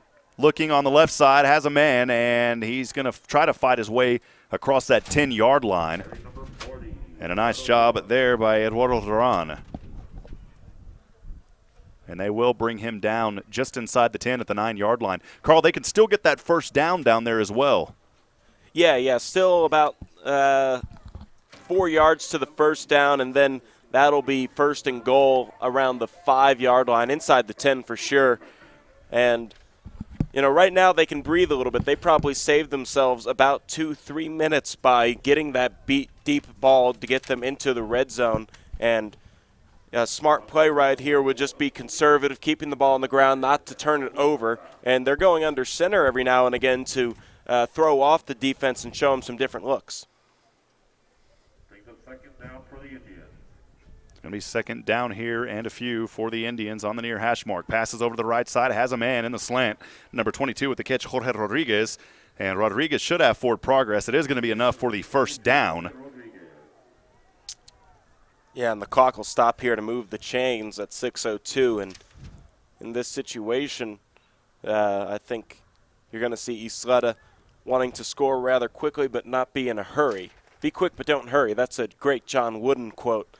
And right now with a first and goal inside the 10, they have plenty of opportunity to get the ball that they want, they get the plays that they want to inside the 5 and still score, kick it off, and if they get a stop with or without a tie ball game, they're going to have a chance to get it back, it looks like. Just trying to keep it here, I believe, on the quarterback keeper, and going to move the pile up about a yard. And that'll bring up 2nd down and goal. Yeah, a little too far away. A little too far away from the goal line to do a quarterback sneak, in my opinion. But I think they were just going to try and go for it. Now they're probably going to have to do I formation off left or right guard and see if they can find an alley into the end zone. But this is definitely 4-down territory. Like I said, they need the touchdown, and I don't necessarily think we've seen a field goal unit come out at all for either team in any of these alumni games. Yeah, to be honest, I maybe have seen one, but can't really recall. So it is 2nd down and goal here. Ysleta trying to get into the end zone here. 4:50 to go in the ball game. They're down by 8. Quarterback under center. Ooh, could have been a flinch there. They're going to call it. The right side lineman flinch there. That's going to be a false start. That's going to set them back 5, and that is huge. Yeah, that's the last thing you need right now if you're Ysleta. That might need you to open up your playbook a little bit more and maybe make a dangerous pass here in the red zone just to try and catch the defense off guard. Everything's a little bit tighter in the red zone as the safeties can play up a little bit more and read a little bit better, but right now with a 2nd and goal from around the 10. That false start definitely the last thing that Ysleta needed right now. We got 2 receivers to either side lined up on the far sides of the field. Number 6 down low, Jacob Pineda. And lining up under center is Mireles. Calling for it. Now takes the snap. Pitch back out to the left side. Has room to run across the 5. Still on his feet, lowers his head. And a big tackle right there by number 12, Edgar Parra. Stopping him from getting into the touchdown there as Eduardo Duran had a lane, but a big tackle there and denied him. And that will bring up a big down here, 3rd down. And I think they're going to have – Ysleta's going to call a timeout here. Good job. Conserve some time. Just under 4 minutes now, 3:59 left in the 4th. And I really think this is a situation where Ysleta has to get into the end zone here in the next play and then get a stop on defense. That, whether or not they convert on the 2-point conversion means overtime. But in this case, the 2-point conversion will be big, but if they want to score again and win this game in regulation, they're going to have to get a stop and then get the ball back quickly. On the other side, Santa Teresa is going to have plenty of time to execute well and get into the end zone, but they can't afford any mistakes either. Absolutely, Carl. A great analysis here is these waning moments of the games. It's always fun to kind of figure out the different scenarios. There's a lot of different options, and that's the joy of any sport. You may look at even golf and say, man, some people say that's a boring sport, but there's a lot of strategy that goes into any type of sport. And it's always amazing to see what coaches can come up with, and sometimes creative. In fact, a lot of the times creative playmaking is what wins the game. Creative and smart playmaking. Yeah, and, in some of these games, like we saw with that tremendous kick return that started off this second half, that really was able to get score in the end zone. So we need a lot more creative plays similar to that. Lining up in shotgun here. It's 3rd down and goal. Looking, scanning, passing. Oh, almost intercepted. And it bounces off of 2 Santa Desert Warrior players, and almost coming up with it was Ysleta. That could have been huge, but incomplete. And that'll bring up 4th down, Carl. Big 4th down here. Yeah, I like the idea to pass right there. Almost caught after the deflection as well. And here with 4th down, this is a must get into the end zone situation, obviously. I maybe would have called that pass play on 4th down, but I wouldn't be opposed to pass it again right now. You got to wonder, we haven't seen the ball into the hands of Jorge Rodriguez. He's able to lower his shoulder and pick up some yardage as a running back, but we don't see him. Number 40, offset Eduardo Duran, offset as Mireles is in shotgun this time. 4th down, could be the ball game. The handoff to his back, and he pitches out. And now rolling around to the left side, trying to find some trickeration, looking down to the end zone, and no good, incomplete. Man, you got to think about it, though. Some kind of nice improvisation there, if you will, almost able to come up with a miraculous play, but no good. And with 3:45 to go, the Santa Teresa Desert Warriors in great position here, leading by 8, 26-18. Yeah, great improv right there as the defense was able to get in the backfield rather quickly. They realized that they had a man out there as a safety valve. They did that for a reason, in case that they did need him to make a forward pass. They hadn't used their forward pass yet, so that pitch back gave him a little bit of time to scan down the field. He escaped from a pressure himself. Looked like he had an open man, but that's a difficult throw to make across your body, across the field, and incomplete it goes. But given the field position here, there's still a little bit of life for Ysleta, as if they can pick up a safety, they would get the ball back and 2 points. But they have to really be pushing hard here on the front line. Yeah, and the quarterback, Anthony Garcia, is going to be lining up under center right around the goal line. So they're just going to try to hand it off and get it out here. And he's almost stopped the running back, luckily able to pick up a yard or two and get him back into the green there at the 2-yard line. Yeah, that's why they went under center. You couldn't have any mistakes there with the snap. If it were to go low, wide, and take up just a fraction of a second, the defense could have a position for that safety. So really smart play right there by Santa Teresa to eliminate as much error as possible and get the ball to the running back safely to try and get this ball going. But they playing safe could result in a punt, and with 3:11 left, they better hope that they can burn a little bit of clock as well. And for some reason, Nathaniel Perez ran to the line, and then ran over to the sideline and came back. Another handoff here. Actually, it's going to be a fake. Quarterback rolling out to the left. Has room, trying to move around a defender. Still on his feet. Now dices his way back to the inside. A big run, a big first down. And that was huge there. A nice scramble by Anthony Garcia, bringing it almost up to the 20-yard line. That's big for the Warriors, Carl. Gutsy play right there, especially considering that he went well into the back of the end zone to try and take that really wide towards the sideline. He could have been taken down, but a little bit of a trick play in a way, something you wouldn't expect at least as a defense on a kind of bootleg rollout quarterback keeper, and he was able to pick up plenty of yards. He picked up the first, and that's really big for Santa Teresa. Yeah, and that clock at 2:30 now. Santa Teresa with that 8-point lead, 26-18. Lining up here, it's first down and 10. The ball's on their own 18-yard line, and they're going to call a timeout due the Santa Teresa Desert Warriors. We're going to leave it right here. And overall, Carl, this has probably been one of the more exciting alumni football games that we've seen here as far as the closeness to the score. It's been nice so far to see Ysleta almost able to come down and do something big, but unfortunately they drive it down, not able to score. And Santa Teresa playing smart here, but you called it. A gutsy call there by the quarterback, Anthony Garcia, rolling over to the far side, but able to pick up that big first down. Yeah, and as they pick up that first down, you see them go back into shotgun situation or shotgun offense. There when they were under center, I was kind of surprised, but he was able to distract the defense just a little bit with the fake handoff, keep it on his own, and take it outside. Really big play right there. And here with 2:22 left, they just have to pick up maybe one more first down. And Ysleta, I don't believe they have any timeouts left. You can't really see it there on the scoreboard, but it's going to be pretty close here. I don't think that they can just stop run the clock out here on these set of downs, but if they pick up another first, that'll be huge. It's going to be a first down. They hand off way back, and a big, deep loss there by Nathaniel Perez as he was trying to run on the far side, and the Ysleta Indian alumni defense all over him for a huge loss.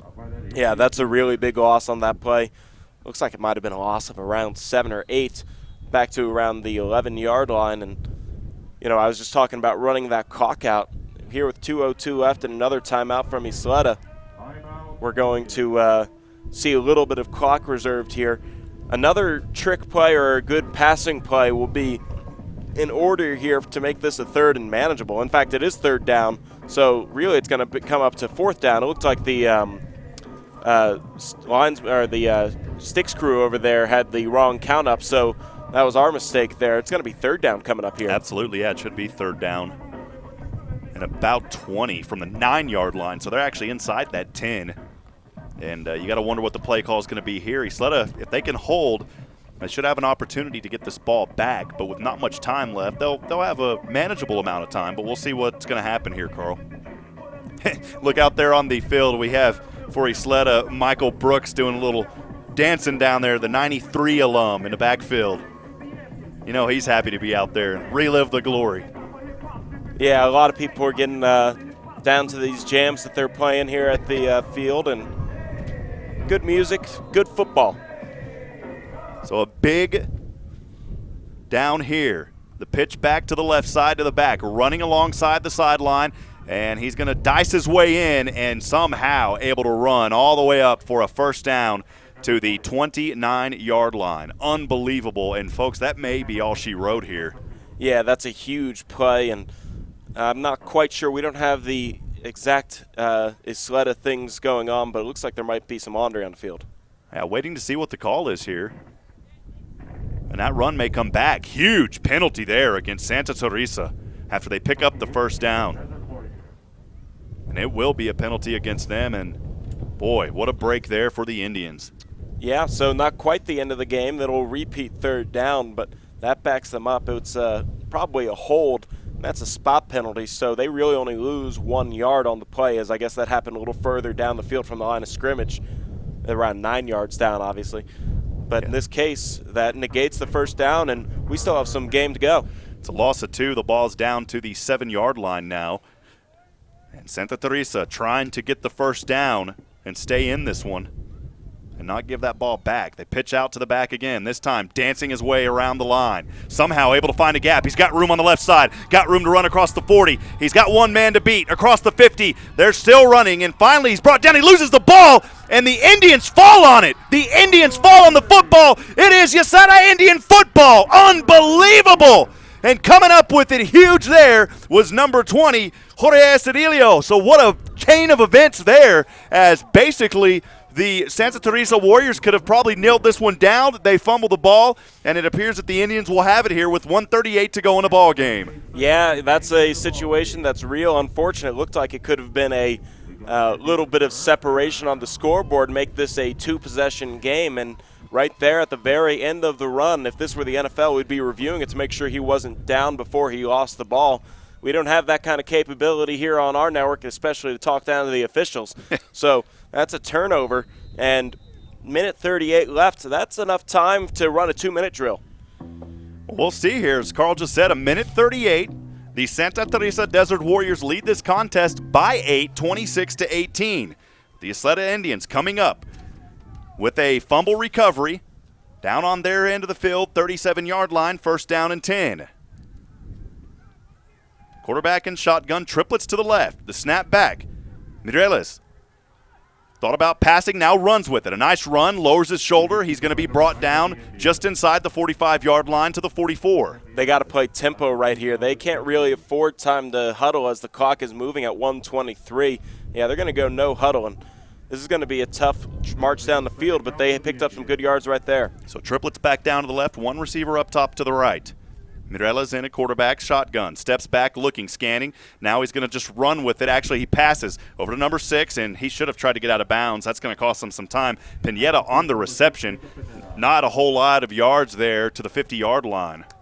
Yeah, clock stops to move the chains. I don't think he had too much of an opportunity to get out of bounds. That would have been the smart play, but the defense was able to keep up from I guess they do not move the chains here. It looks like I think they marked the ball wrong.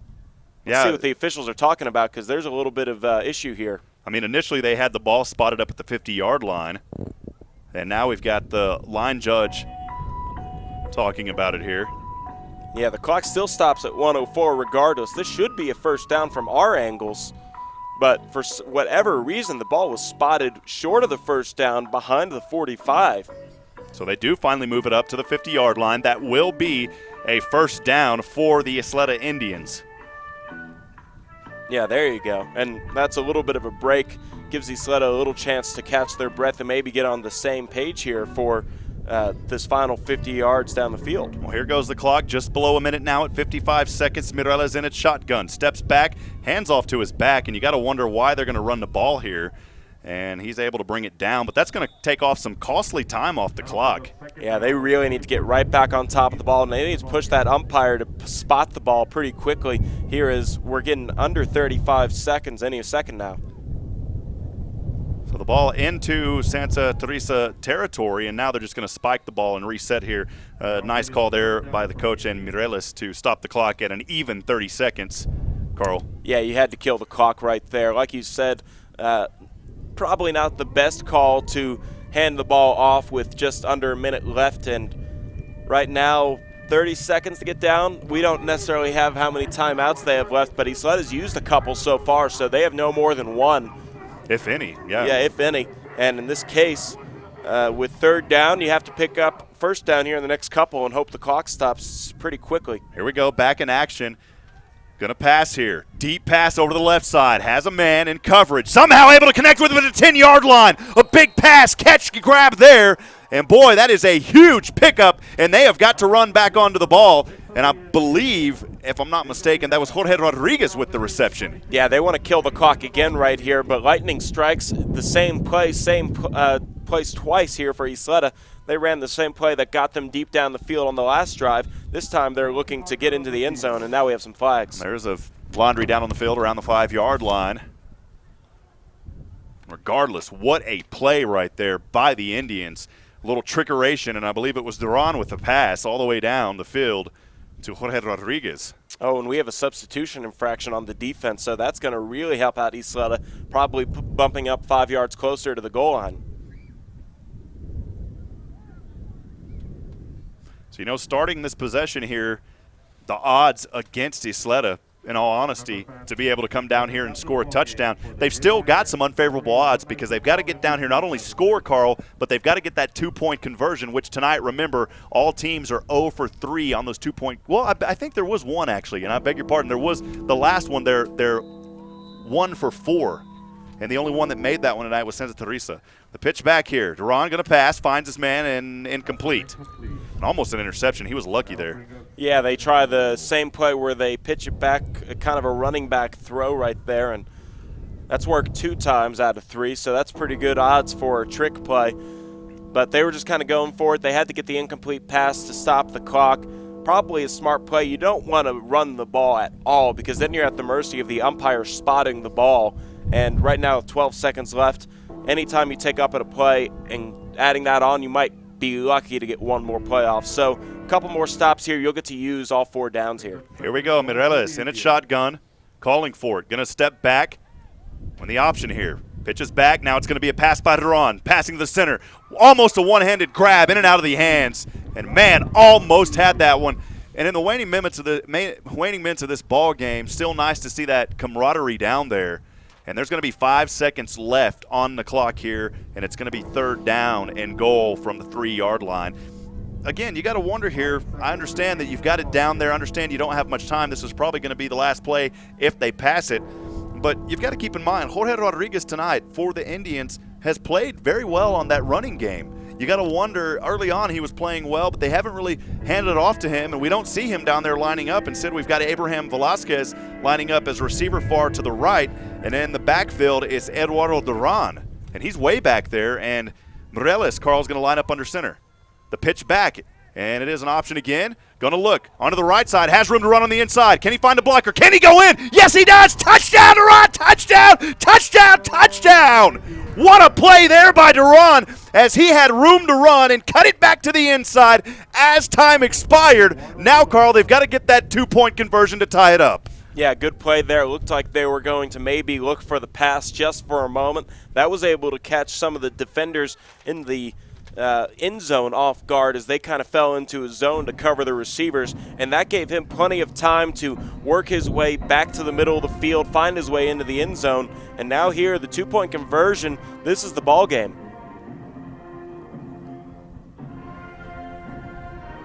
So an exciting finish here. We talked about they had to get it in the end zone, of course, to make it a 2-point deficit. They do. Now they've got to convert on that 2-point conversion. This is it. It's win or go home right here. Well, actually, it's tie or go home. Yeah, this will take us into overtime, and we're operating under NCAA rules, so both teams will get opportunities to score in overtime starting at the 25. So trying to get off the line very quickly is number 65. And the 2-point conversion here. Mireles in it, shotgun, Pat hands off to his man. He's going to be stopped. He will be stopped. Unfortunate ending there for the Indians as they had a chance to go in. And what a ball game, folks. The final score here from Bowie Bear Stadium in beautiful El Paso, Texas. The Santa Teresa Desert Warriors win 26-24 over the Ysleta Indians alumni. We'll be back here in just a few moments for a quick wrap-up. You're listening to Gridiron Glory Alumni Football presented by SHN Sports.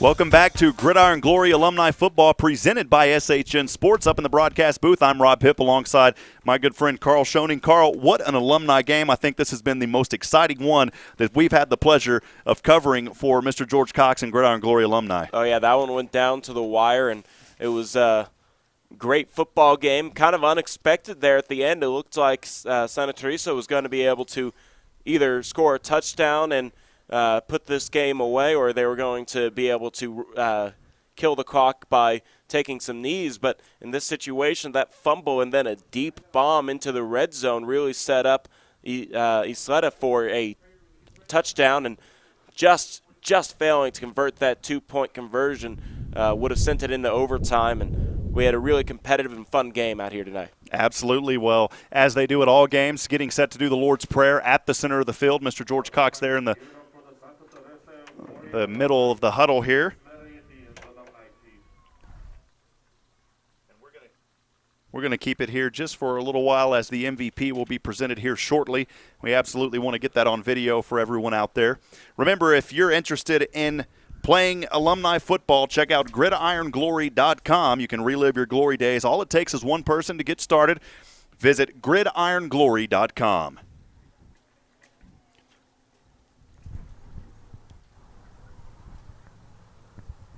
Yeah, it looks like he's just giving him a good pep talk, Mr. Cox is, and letting him know that was a great game of football they just played. Absolutely. You know, one of the best, and if not the best, that we've seen here on Gridiron Glory ourselves. And we've got a 9-hour journey back ahead of us back to Austin, but this was well worth it coming here to El Paso this weekend and watching these guys play football. Just an unbelievable ending, an exciting finish, and it doesn't get much better than that in football. No, it doesn't. That was time ran out, 2-point conversion to tie it, and only way it would have gotten better if they had gone into overtime and maybe gone into several overtimes, because that would have made it much more interesting, I guess. But everybody at the edge of their seats there at the final moments of the game. Yeah, absolutely, Carl. And I'll be honest with you, I couldn't agree more. I just really wish that it would have went into overtime because it would have been exciting. But that's the way it goes. We haven't seen overtime games in these Gridiron Glory games, so it's definitely something that's one of the more interesting things to see. Some of these games don't get this competitive, and both teams left it out on the field today. Absolutely. And this is part of the awesome part of these games, is just seeing both the teams come together at the end there and just give thanks and a prayer there. And, in this one, thankfully, nobody injured, at least seriously. Nobody had to be carted off, and we're always very thankful for that. These guys get to go out here and play, and they get to go home and do it again. For the Gridiron Glory Alumni Football MVP. And we're turning it over to the PA here, Mr. David, up in the booth, too. And it'll go to the Ysleta Indians alumni number 2, Albert Castañeda. He had an 85-yard kickoff return. Albert Castañeda. Albert.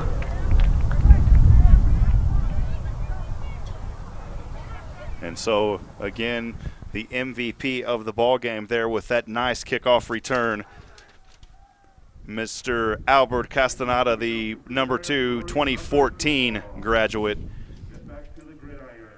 Yeah, awesome moment right there. Best play of the game when he returned it for 85 yards, and just a really good game by both teams. Absolutely, and we wanted to get down there to kind of have our mic down there. Unfortunately, not able to, but anyways, it was a great one here this evening from El Paso, Texas. Carl, any closing remarks here?